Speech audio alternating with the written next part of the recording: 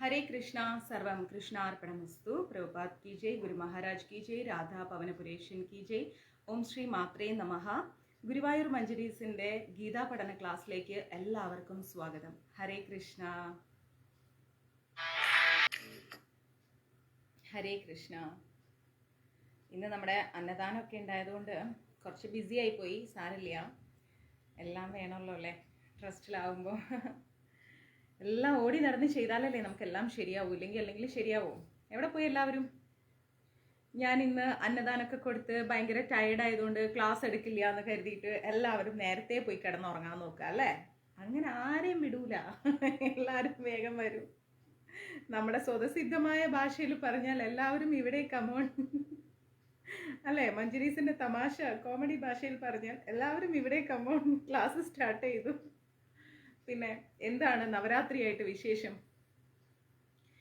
എല്ലാവരും നവരാത്രി വ്രതത്തിലാണോ? ഓൾറെഡി നമ്മൾ വൈഷ്ണവാസ് വ്രതത്തിലാണ് എങ്കിലും നവരാത്രി സ്പെഷ്യൽ വ്രതം എന്തെങ്കിലും ഉണ്ടോ? ആർക്കെങ്കിലും ഉണ്ടെങ്കിൽ എനിക്ക് മെസ്സേജ് ഇടൂ, കേൾക്കട്ടെ. ഒരുപാട് സന്തോഷമാണ് ഗുരുവായൂർ മഞ്ജരീസിലൂടെ ഒരുപാട് ഭക്തരുണ്ടാവുന്നു എന്ന് കേൾക്കുമ്പോൾ. നമ്മുടെ ലക്ഷ്യം തന്നെ സനാതനധർമ്മം പ്രചരിപ്പിക്കുക എന്നുള്ളതാണ് അല്ലേ? ലോകമെമ്പാടും കൃഷ്ണഭക്തരാക്കി മാറ്റുക, ദേവിയുടെ തൃപ്പാദങ്ങളിൽ അഭയം പ്രാപിക്കുക. അതിനു വേണ്ടിയിട്ട് കുറെ ശ്രമങ്ങൾ നടത്തുന്നു. ഉറക്കച്ചടവിൽ എഴുന്നേറ്റ് വരുന്നതാണോ ഓരോരുത്തരും? അയ്യോ മാതാജി വയ്യ, ഉറങ്ങായിരുന്നു, കിടക്കുമായിരുന്നു, നേരം 9:15 അല്ലേ? അങ്ങനെയാണോ? ഇല്ല, സൂപ്പർ. ആരാ അത്? ബാലകൃഷ്ണൻ പ്രഭു. ഓ സൂപ്പർ. നേരത്തെ കിടന്നില്ല. മറ്റൊന്നല്ല, നാളെയും അന്നദാനം ഉണ്ട്. അത് കഴിഞ്ഞാൽ 2 ദിവസം എനിക്ക് ഷൂട്ടുണ്ട്. പിന്നെ കാലിക്കറ്റ് പോകണം. അപ്പം അതുകൊണ്ട് പിന്നെ എന്തായാലും ക്ലാസ് ഒന്നും ഇനി വെറുതെ അങ്ങ് സ്കിപ്പ് ചെയ്ത് വിടാൻ താല്പര്യപ്പെടുന്നില്ല. പിന്നെ നിങ്ങളും ലൈവായിട്ട് കിച്ചൂട്ടനെയും രാധാറാണിനെയും കണ്ടിട്ട് കുറേ നാളായില്ലേ? ഭഗവാനെ കാണണ്ടേ? കണ്ടോളൂ. ചെറിയ പിണക്കൊക്കെ ഉണ്ട്, മനസ്സിൽ ചിന്ത ഉണ്ടെന്ന്. എന്താണ്? ഉറങ്ങണം എന്നല്ലേ? വേണ്ട, വിടൂല, ഉറങ്ങണ്ട. പിന്നെ എങ്ങനെ ഉറങ്ങാൻ? ഞാൻ രാവിലെ മുതൽ ഇവിടെ അന്നദാനം ഉണ്ടാക്കാൻ വേണ്ടിയിട്ട് ഓടി കഷ്ടപ്പെടുന്നു. അത് ഡിസ്ട്രിബ്യൂട്ട് ചെയ്ത് ഞാൻ ഇവിടെ തിരിച്ചെത്തിയിട്ട് ക്ലാസ് എടുക്കുമ്പോൾ നിങ്ങൾ പോയി കിടന്നുറങ്ങുന്നോ? നെവർ, സമ്മതിക്കൂല. അങ്ങനെ ഉറങ്ങണ്ട. സൗണ്ട് കുറവാണോ? ആർക്കാ പനി? രുക്മ മാതാജിക്ക്. Take rest Mataji. ഒരു മിനിറ്റേ, ഞാനൊന്ന് സൗണ്ട് കൂട്ടാൻ നോക്കട്ടെ. ഒറ്റ സെക്കൻഡ്. അല്ല, സൗണ്ട് ഉണ്ടല്ലോ, ഫുള്ളാണ്. സൗണ്ട് ഫുള്ളാണല്ലോ. ഇതിൻ്റെ മേലെ സൗണ്ട് ഇല്ല. ജ്യോതി മാതാജി അടുക്കളയിലാണെന്ന് ശ്രീകുമാരി മാതാജി പറയുന്നു. കിച്ചൂട്ടനെയും രാധാറാണിയെയും കണ്ടെന്ന്. സന്തോഷം. ഞാനും കണ്ടപ്പോൾ ഭയങ്കര ഹാപ്പിയാണ്. അപ്പോൾ ഗുരുവായൂർ മഞ്ജരീസ് കോൺടാക്ട് നമ്പർ 9342494941. കാണണം. ചന്ദ്രിക മാതാജി. സുരേഷ് മോനപ്പൻ മുതലാളി നമസ്കാരം. കാലിക്കറ്റ് ഒരു 4-5 ഡേയ്സ് കഴിയുമ്പോൾ വരും. 2 ദിവസം ഷൂട്ടുണ്ട്, അത് കഴിഞ്ഞിട്ട് വരാം. ഇല്ലെങ്കിൽ പിന്നെ ഇനി അവരെന്നെ പിടിച്ച് പുറത്താക്കൂലേ? പിന്നെ ഞാൻ എന്ത് ചെയ്യും? അതും ഒരു പ്രശ്നമല്ലേ? സൗണ്ട് ഉണ്ട്, ഇത്രയൊക്കെ ഉള്ളൂ എനിക്ക് സൗണ്ട്. ഇനി അപ്പുറത്തേക്കൊന്നും സൗണ്ട് ഇല്ല. ഇനി ഞാൻ ഇവിടെ കിടന്ന് ഒച്ച എടുത്താൽ തൊട്ടപ്പുറത്തുള്ളവരോട് ഓടി വരും. എന്താ അമ്മു, എന്ത് പറ്റി എന്നും ചോദിച്ചിട്ട്. വേണോ അങ്ങനെ ഒരു ചീത്ത എനിക്ക് കേൾപ്പിക്കണോ? ചീത്ത പറയില്ല, എങ്കിലും ഞാൻ പറയാം. വേണ്ട അല്ലേ? ഓക്കെ. അപ്പം ആർക്കൊക്കെയാ പനി? ചന്ദ്രികാമ്മയ്ക്ക് പനി, രുക്മാമ്മയ്ക്ക് പനി. ഇനി ആരാ ഫീവറായിട്ട് കിടക്കുന്നവര്? ഞാൻ എപ്പോഴും ക്ലാസ്സിൽ പറയാറുണ്ട്, കുളിച്ചാ നന്നായിട്ട് തല തുടയ്ക്കണം. ആരും 3 അല്ല 30ന്റെ മുകളിലോട്ടായി. ആരോഗ്യം ശ്രദ്ധിക്കണമെന്ന് ഞാൻ എപ്പോഴും പറയാറുണ്ട്, ഇല്ലേ? വെള്ളം മാറി അധികം കുളിക്കരുത്. ഡെയിലി ഹെയർ വാഷ് വേണ്ട. ഇതും ഞാൻ പറയാറുണ്ട്, ഡെയിലി ഹെയർ വാഷ് വേണ്ട. രാസ്നാദിപ്പൊടി തലയിൽ തിരുമിക്കോളൂ. എന്നും തലയിൽ എണ്ണ വെച്ചിട്ട് കുളിച്ച് മുടി ഇങ്ങനെ എന്താ പറയാ, ഇങ്ങനെ പറ്റിച്ച് ചീകി, അതൊന്നും വേണ്ട. അതൊന്നും ഇല്ലാണ്ട് കുറച്ച് റിലാക്സ് ആയിട്ട് നടക്കൂ. മലയാളം സീരിയലിൽ വിളിക്കുന്നുണ്ട്, പക്ഷേ ചെന്നൈയിൽ നിന്ന് ഞാൻ അവിടെ ഓടി, അവിടുന്ന് ഞാൻ ഇവിടെ ഓടി. അയ്യോ ശ്വാസം മുട്ടും. വേണ്ട. അതിലും ഭേദപ്പെടാം ഒരു സ്ഥലത്ത്. ഇതാകുമ്പോൾ എനിക്ക് ഇവിടുന്ന് അങ്ങോട്ട് ചാടി, അവിടുന്ന് ഇങ്ങോട്ട് ചാടി, എക്സ്ക്യൂസ് പറഞ്ഞ് ഇങ്ങോട്ട് ചാടി അങ്ങോട്ട് ചാടി എല്ലാം നടക്കും. അപ്പം അതിലും ഭേദം മിണ്ടാണ്ടിരിക്കുക. ഫുഡ് കഴിച്ചു, അത് ആദ്യം ചെയ്തു. വന്ന ഉടനെ വിശന്നിട്ട് പാടിണ്ടായിരുന്നില്ല. കിച്ചൂട്ടൻ്റെ പ്രസാദം അത് നമ്മൾ കൈവിട്ട് കൊടുക്കൂലല്ലോ. കുറച്ചൊക്കെ കൊടുക്കും, എന്നാലും കഴിച്ചു. പിന്നെ എല്ലാവർക്കും സുഖം ഇവിടെ. വേറെ എന്താ വിശേഷം? എനിക്ക് 50 എന്നിട്ടും പനി വരുത്തി വെച്ചിരിക്കുന്നു അല്ലെ. അപ്പൊ നല്ല ചൂരലുവടി ഞാൻ കരുതണ്ടേ ഇവിടെ? വേണ്ടേ ചന്ദ്രികാമേ? 50 വയസ്സായിട്ട് കൊച്ചുകുട്ടികളെ പോലെ പനിയാന്നും പറഞ്ഞിട്ട് കിടക്ക, പനി വരുത്തി വെച്ചിരിക്കുക അല്ലേ? വേണമായിരുന്നോ ഇത്? ചുമ മാറിയിട്ടില്ല. നല്ല രസം വെച്ച് കുടിക്കൂ, കുരുമുളക് രസം വെച്ച് കുടിക്കൂ, ചുമയൊക്കെ മാറും. മാക്സിമം ആയുർവേദിക് പരമായിട്ടുള്ള എന്തെങ്കിലുമൊക്കെ ട്രൈ ചെയ്യൂ. എപ്പോഴും കെമിക്കൽസ് കഴിച്ച് പിന്നെ ഇനി അതൊരു അസുഖം, വേറെ എന്തെങ്കിലും അസുഖം വരുത്തി വെക്കണ്ട. അപ്പൊ അതൊക്കെ ശ്രദ്ധിക്കൂ കേട്ടാ. പ്രവീൺ കൊയിലത്ത്, നമസ്തേ മാതാജി. നമസ്തേ. പിന്നെ മറ്റെന്തെങ്കിലും പുതിയ വിശേഷങ്ങളുണ്ടോ? ഒരു 5 മിനിറ്റ് സമയം. എവിടെ എല്ലാവരും നമ്മുടെ ക്ലാസ് കേൾക്കുന്ന എല്ലാവരും എവിടെ പോയി? മടിയന്മാരെല്ലാവരും എവിടേക്കോ പോയിരിക്കുക. ഞാൻ ഇനി എല്ലാവരെയും പിടിച്ചുകൊണ്ട് വരണം, ഓരോരുത്തരെ വിളിച്ച് കൊണ്ടുവരണോ? രമണൻ പ്രഭു, പുതിയ മോള്, എല്ലാവരുമായിട്ട് സുഖമായിട്ട് ജീവിക്കും. നമ്മളൊക്കെ മറന്നുപോയി പ്രഭു അല്ലേ? രമണൻ പ്രഭുവിന്റെ വീട്ടിൽ പോയിട്ട് നമുക്ക് എല്ലാവർക്കും ഒരു ദിവസം ഒരു സദ്യ ഉണ്ണണം. കല്യാണമൊക്കെ കഴിഞ്ഞ്, മോന്റെ കല്യാണമൊക്കെ കഴിഞ്ഞ് എനിക്കാണെങ്കിൽ പോകാനും പറ്റിയില്ല. പറ്റുന്ന എല്ലാവരും കൂടെ ചെന്നിട്ട് നല്ല ഫുഡൊക്കെ ചേച്ചിയെ കൊണ്ട് ഉണ്ടാക്കിച്ചിട്ട് കഴിച്ചിട്ട് നമുക്ക് തിരിച്ചു വരണം. ഓക്കെ, നാളെ വിളിക്കാം രുക്മ മാതാജി. ഇന്നലെ ഇങ്ങനെ ഇറങ്ങിയിട്ടേ ഉള്ളൂ, വന്നപ്പോൾ മുതലുള്ള ഓട്ടമാണ്. ആ ഓട്ടം കണ്ടല്ലോ.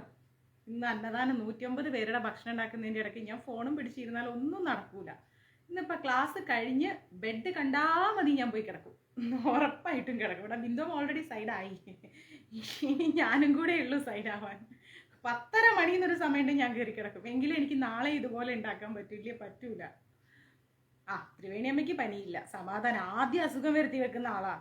ചന്ദ്രികാമ്മയ്ക്ക് വടി വേണമെന്നാ പറയണത്, മിക്കവാറും ഞാൻ കൊണ്ടുവരും. അപ്പൊ നമുക്ക് ക്ലാസ് സ്റ്റാർട്ട് ചെയ്യാം. ദേവദാസ് പ്രഭുവിന്റെ മോന്റെ കല്യാണമായിന്ന്. വിളിച്ചോളൂ, ഞങ്ങൾ വരും. സദ്യ തന്നോളൂ, ഞങ്ങൾ ഉണ്ണാൻ വരും. ഒരു സംശയവും ഇല്ല അല്ലേ? മഞ്ചേരീസ് ഫാമിലി എന്തായാലും അവിടെ എത്തും. ദേ അടുത്ത ആള് ജലദോഷം കൊണ്ട് തീരെ വയ്യാണ്. കേരളത്തില് മഴയാണ് അല്ലേ?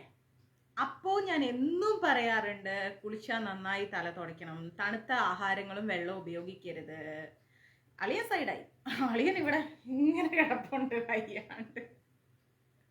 അളിയൻ ഇപ്പൊ ഒരു എന്താ പറയാ, ഇതൊക്കെ കഴിച്ച് ജ്യൂസൊക്കെ കഴിച്ച് എനിക്ക് മേലെ അമ്പിളിക്കൂട്ടാ. ഞാൻ പറഞ്ഞു ശരി ആയിക്കോട്ടെ എന്നും പറഞ്ഞ അളിയൻ സൈഡായിക്കാം. കുറച്ച് കഴിഞ്ഞാൽ അളിയൻ ആക്റ്റീവ് ആവും. ഞാൻ ടെറസിൽ പോകാന്ന് പറഞ്ഞാൽ അളിയൻ അപ്പം ആക്റ്റീവ് ആവും. അല്ലെ ബിന്ദുമ്മ? കിടക്കാൻ പോവാ അമ്പിളിക്കൂട്ട, വയ്യ അമ്പിളിക്കൂട്ട, എന്നാ പോയി കിടന്നു. രാവിലെ ഞങ്ങൾ തുടങ്ങുന്ന എന്താ പറയാ മൽപ്പിടുത്തല്ലേ. അയ്യോ, സീന മാതാജിയുടെ പേരക്കുട്ടി പനിയായിട്ട് അഡ്മിറ്റ് ആണ്. എന്താ പറയാ, ഞങ്ങള് വരും, ഉറപ്പായിട്ട് വരും. ദേവദാസ് പ്രഭുവിന്റെ വീട്ടിൽ പോയിട്ട് അവിടുന്ന് അങ്ങോട്ട് രമണൻ പ്രഭുവിന്റെ വീട്ടിലേക്ക് വരും. അയ്യോ, നമ്മുടെ ക്ലാസ് പുതിയതായിട്ട് കാണുന്ന ആരെങ്കിലും ഉണ്ടെങ്കിൽ എന്നെ ചീത്ത വിളിച്ച് കൊല്ലും.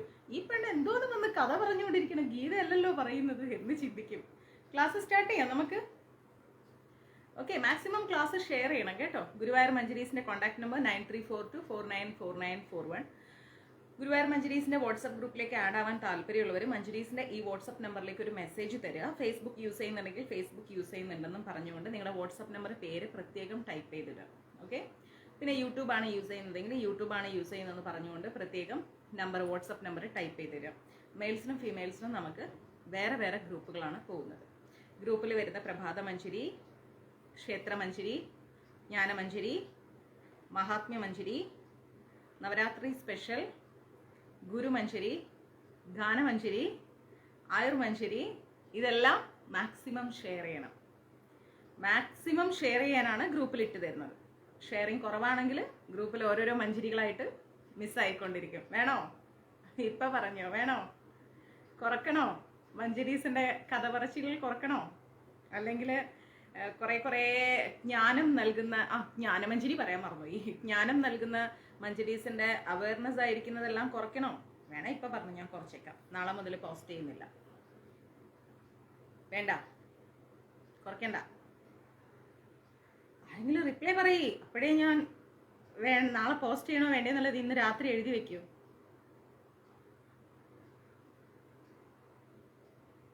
വേണ്ട. ഓക്കെ, ജ്യോതി മാതാജി പറഞ്ഞു ഇല്ല, കുറയ്ക്കുന്നില്ല കേട്ടോ. അപ്പം നമുക്ക് ക്ലാസ് സ്റ്റാർട്ട് ചെയ്യാം. അതിനിടയ്ക്ക് നമ്മുടെ ഷീബേച്ചി പറഞ്ഞു സർജറി ആണെന്ന് പറഞ്ഞു. പ്രാർത്ഥിക്കാം. മാക്സിമം ചേച്ചിയുടെ സർജറിക്ക് തന്നെ ഞാൻ കാലിക്കറ്റ് എത്തും. പിന്നെ ശ്രീധരൻ പ്രഭുവിൻ്റെ ഒരു സഹായം നമുക്ക് കൊടുക്കാൻ പെൻഡിങ് ഉണ്ട്. അത് എത്രയും പെട്ടെന്ന് കൊടുക്കണം. ഞാനൊരു ഫിഗർ വിചാരിച്ചിട്ടുണ്ട്, ആ ഫിഗറിലേക്ക് എത്തിയിട്ടില്ല. അതുകൊണ്ടാണ് ഈ ചവിട്ടി പിടിച്ച് നിൽക്കുന്നത്. അദ്ദേഹത്തിന് നേരിട്ട് കൊണ്ടുപോയി കൊടുക്കണം. അതെന്താ മോനപ്പൻ പ്രഭു നമ്മുടെ ഗ്രൂപ്പിലില്ലേ, മഞ്ചരീസിലില്ലേ, വാട്സപ്പ് ഗ്രൂപ്പിലില്ലേ? നോക്കാം, ഇല്ലെങ്കിൽ ഞാൻ ആഡ് ചെയ്യാം കേട്ടോ. വേണ്ട വേണ്ട. അപ്പോൾ നമ്മൾ ലാസ്റ്റ് ക്ലാസ് ഏതായിരുന്നു ഓർമ്മയുണ്ടോ ആർക്കെങ്കിലും? 20 എടുത്തത്? 21 എടുത്തത് ലാസ്റ്റ്? നമ്മുടെ ഭഗവത്ഗീത യഥാരൂപത്തിലെ അധ്യായം 10 വിഭൂതി യോഗത്തിൽ 20 ശ്ലോകമാണോ 21 ശ്ലോകമാണോ എടുത്തത്? ഞാനിത് മാർക്ക് ചെയ്തിട്ടുണ്ടായിരുന്നില്ല. ഇനി എത്രാമത്തെ ശ്ലോകമാണ് എടുക്കേണ്ടത്? 21 എടുക്കേണ്ടത് 20 എടുക്കേണ്ടത്? ഒന്ന് പറയാമോ? 21 ശ്ലോകമാണ് അല്ലേ? കാണാം. ഈ പ്രാവശ്യം വന്നാൽ കാണാം നമുക്ക് 21 ശ്ലോകം. കാരണം 20 ശ്ലോകത്തിൽ നമ്മൾ പഠിച്ചു ഭഗവാൻ കൃഷ്ണൻ പരമദിവ്യോത്തമ പുരുഷനാണെന്നല്ലേ, സുപ്രീം ലോർഡ് ആണെന്ന് പഠിച്ചു. അതിൽ 3 വിഷ്ണു രൂപങ്ങൾ ഉണ്ടെന്ന് പറഞ്ഞു. കൃഷ്ണനിൽ നിന്ന് 3 വിഷ്ണു രൂപങ്ങൾ: കാരണോദകശായിയായ വിഷ്ണു, ഗർഭോദകശായിയായ വിഷ്ണു, ക്ഷീരോദകശായിയായ വിഷ്ണു. ഇങ്ങനെ 3 വിഷ്ണു രൂപങ്ങൾ ഉണ്ടെന്നും ഈ 3 വിഷ്ണു രൂപങ്ങളിൽ നിന്നാണ് ബ്രഹ്മദേവൻ ഉണ്ടായതെന്നും ആ ബ്രഹ്മദേവനിൽ നിന്നാണ് സൃഷ്ടി നടപ്പിലാക്കിയതെന്നും നമ്മൾ പഠിച്ചിട്ടുണ്ട് അല്ലെ. അപ്പൊ ഇതിന്റെ എല്ലാം മുകളിലാണ് ഭഗവാൻ കൃഷ്ണൻ. അദ്ദേഹം ഗോലോകത്ത് ശ്രീമതി രാധാറാണിയുമായിട്ട് മഞ്ചരികളോടുകൂടി അവിടെ ഇരിക്കുകയാണ്. അങ്ങോട്ട് പോകാൻ നമുക്ക് ജപവും സാധനയും എല്ലാം കറക്റ്റ് ആയിരിക്കണം എന്നൊക്കെ നമ്മൾ പഠിച്ചിട്ടുണ്ട്. ശരിയല്ലേ? ഉണ്ടോ മെമ്മറിയില്? അതോ പോയോ? ഉണ്ടോ? ഇനി സാരല്ലേ രമൺ പ്രഭു, ടേക്ക് റെസ്റ്റ്, നോ ഇഷ്യൂസ്. അപ്പൊ ഇനി 21 ശ്ലോകത്തിലേക്ക് നമ്മൾ പോകുന്നു. എന്താ 21 ശ്ലോകം? ആദിത്യാനാമഹം വിഷ്ണുർ ജ്യോതിഷം രവിരംശുമാൻ മരീചിർ മരുതാസ്മി നക്ഷത്രാമഹം ശശി എന്നാ പറയുന്നത്. നമസ്തേ അമ്മ. എന്താന്ന് വെച്ച് കഴിഞ്ഞാല് ആദിത്യന്മാരിൽ വെച്ചിട്ട്, ആദിത്യൻ ആരാണ്? സൂര്യദേവൻ അല്ലെ. അപ്പം ആദിത്യന്മാരുടെ കൂട്ടത്തിൽ അനേകായിരം ആദിത്യന്മാരുണ്ടെന്നാ പറയുന്നത്. കോടാനുകോടി ബ്രഹ്മാണ്ടങ്ങൾ ഉണ്ടാകുമ്പോൾ അവിടെയെല്ലാം തന്നെ ആദിത്യന്മാരും ഉണ്ട്. ഓക്കെ, വേദിക് കോസ്മോളജി പഠിക്കുമ്പോൾ നമ്മൾ കുറച്ചും കൂടി ഡീറ്റെയിൽ ആയിട്ട് പഠിക്കും. അവിടെ ആദിത്യന്മാരുടെ കൂട്ടത്തിൽ വിഷ്ണുവും ജ്യോതിസികളുടെ ദീപ്തിമത്തായിരിക്കുന്ന സൂര്യനും മരുത്തുക്കളിൽ മരീചിയും നക്ഷത്രങ്ങളിൽ ചന്ദ്രനുമാണ് ഞാൻ എന്ന് ഭഗവാൻ പറയുന്നു. അപ്പോൾ ഭഗവാൻ തന്നെയാണ് സൂര്യൻ, ഭഗവാൻ തന്നെയാണ് മരീചി, ഭഗവാൻ തന്നെ നക്ഷത്രം, ഭഗവാൻ തന്നെ ചന്ദ്രൻ. എല്ലാം ഭഗവാനിലാണ് സ്ഥിതി ചെയ്യുന്നത്. അപ്പോൾ ഭഗവാനിൽ നിന്ന് ഒന്നും പുറത്തല്ല, വ്യത്യസ്തമല്ല. ഭഗവാനിൽ നിന്ന് എല്ലാം ഭഗവാന്റെ ഉള്ളിലാണ്. നമ്മൾ കണ്ടിട്ടുണ്ടല്ലോ യശോദാമയുടെ മുമ്പിൽ ഭഗവാൻ വാ തുറന്ന് കാണിച്ചിട്ട് സമസ്ത ബ്രഹ്മാണ്ടങ്ങളും ആ കുഞ്ഞു വായിലിരിക്കുന്നത്. അതിന്റെ അർത്ഥം എന്താണ്? എല്ലാം ഭഗവാന്റെ ഉള്ളിൽ തന്നെ സ്ഥിതി ചെയ്യുന്നു, ഒന്നും ഭഗവാനിൽ നിന്ന് പുറത്തല്ല എന്നാണ് നമ്മൾ മനസ്സിലാക്കേണ്ടത്. എല്ലാം അദ്ദേഹത്തിന്റെ ഉള്ളിലാണ്.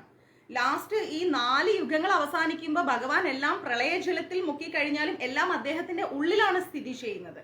ക്ലിയർ? അപ്പോ 12 ആദിത്യന്മാരുള്ളതിൽ മുഖ്യൻ കൃഷ്ണനാണ്. എത്ര ആദിത്യന്മാരാണ്? 12 ആദിത്യന്മാരുള്ളതിൽ പ്രമുഖനാണ് കൃഷ്ണൻ എന്ന് പറഞ്ഞു. പിന്നെയോ ആകാശത്തിലെ ജ്യോതിർഗണങ്ങളിൽ, നമ്മളിപ്പോ ആകാശത്തേക്ക് നോക്കുകയാണെങ്കിൽ ആകാശത്തിലെ ജ്യോതിർഗണങ്ങളിൽ ഏറ്റവും ഇമ്പോർട്ടന്റ് എന്താണ്? സൂര്യനാണ് അല്ലെ. ചന്ദ്രനേക്കാൾ വലുതാണ്, നക്ഷത്രങ്ങളെക്കാൾ വലുതാണ്. ഏറ്റവും വലിയ ഗോളം എന്ന് പറയുന്നത് സൂര്യനാണ്. അപ്പൊ ജ്യോതിർഗണങ്ങളിൽ പ്രാധാന്യം സൂര്യനാണ്. ആ സൂര്യനെ ഭഗവാന്റെ പ്രകാശമാനമായിരിക്കുന്ന കണ്ണെന്നാണ് ബ്രഹ്മസംഹിതയിൽ പറയുന്നത്. അപ്പൊ സൂര്യന്റെ പ്രകാശം എന്ന് പറയുന്നത് ആരെ കൊണ്ടും തടുക്കാൻ പറ്റില്ല. അത്രയും ദീപ്തമാണ്, അത്രയ്ക്ക് ചൂടാണ്, അത്രയ്ക്ക് പ്രകാശമാണ് സൂര്യൻ അല്ലെ.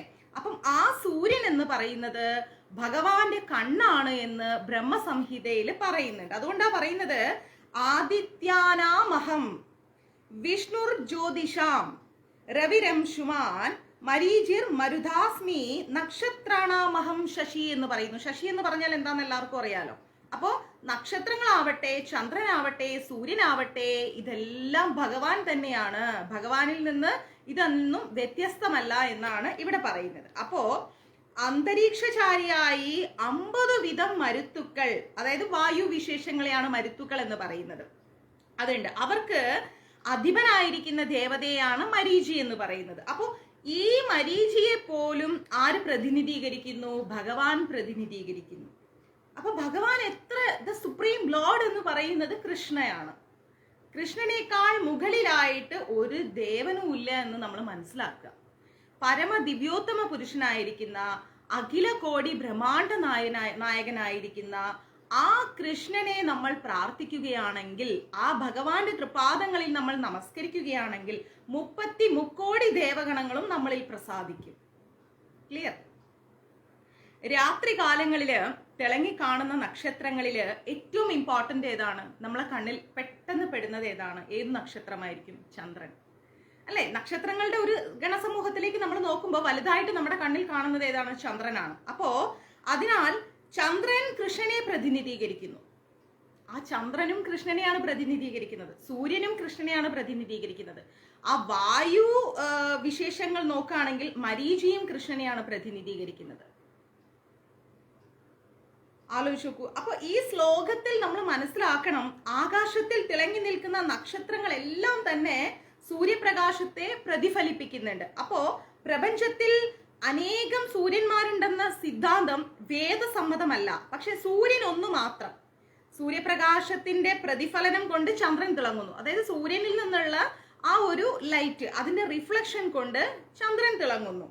അപ്പോ അപ്രകാരം തന്നെ എല്ലാ നക്ഷത്രങ്ങളും, ഭഗവത്ഗീത ചന്ദ്രനെ നക്ഷത്രങ്ങളിൽ ഉൾപ്പെടുത്തി കാണുന്നത് കൊണ്ട്, ഭഗവത്ഗീത ചന്ദ്രനെ നക്ഷത്രങ്ങളുടെ ഗണത്തിൽ ഉൾപ്പെടുത്തിയത് കൊണ്ട് മിന്നിത്തിളങ്ങുന്ന നക്ഷത്രങ്ങളും സൂര്യന്മാരല്ല, എന്നാൽ അവ ചാന്ദ്ര സദൃശ്യമാണ്.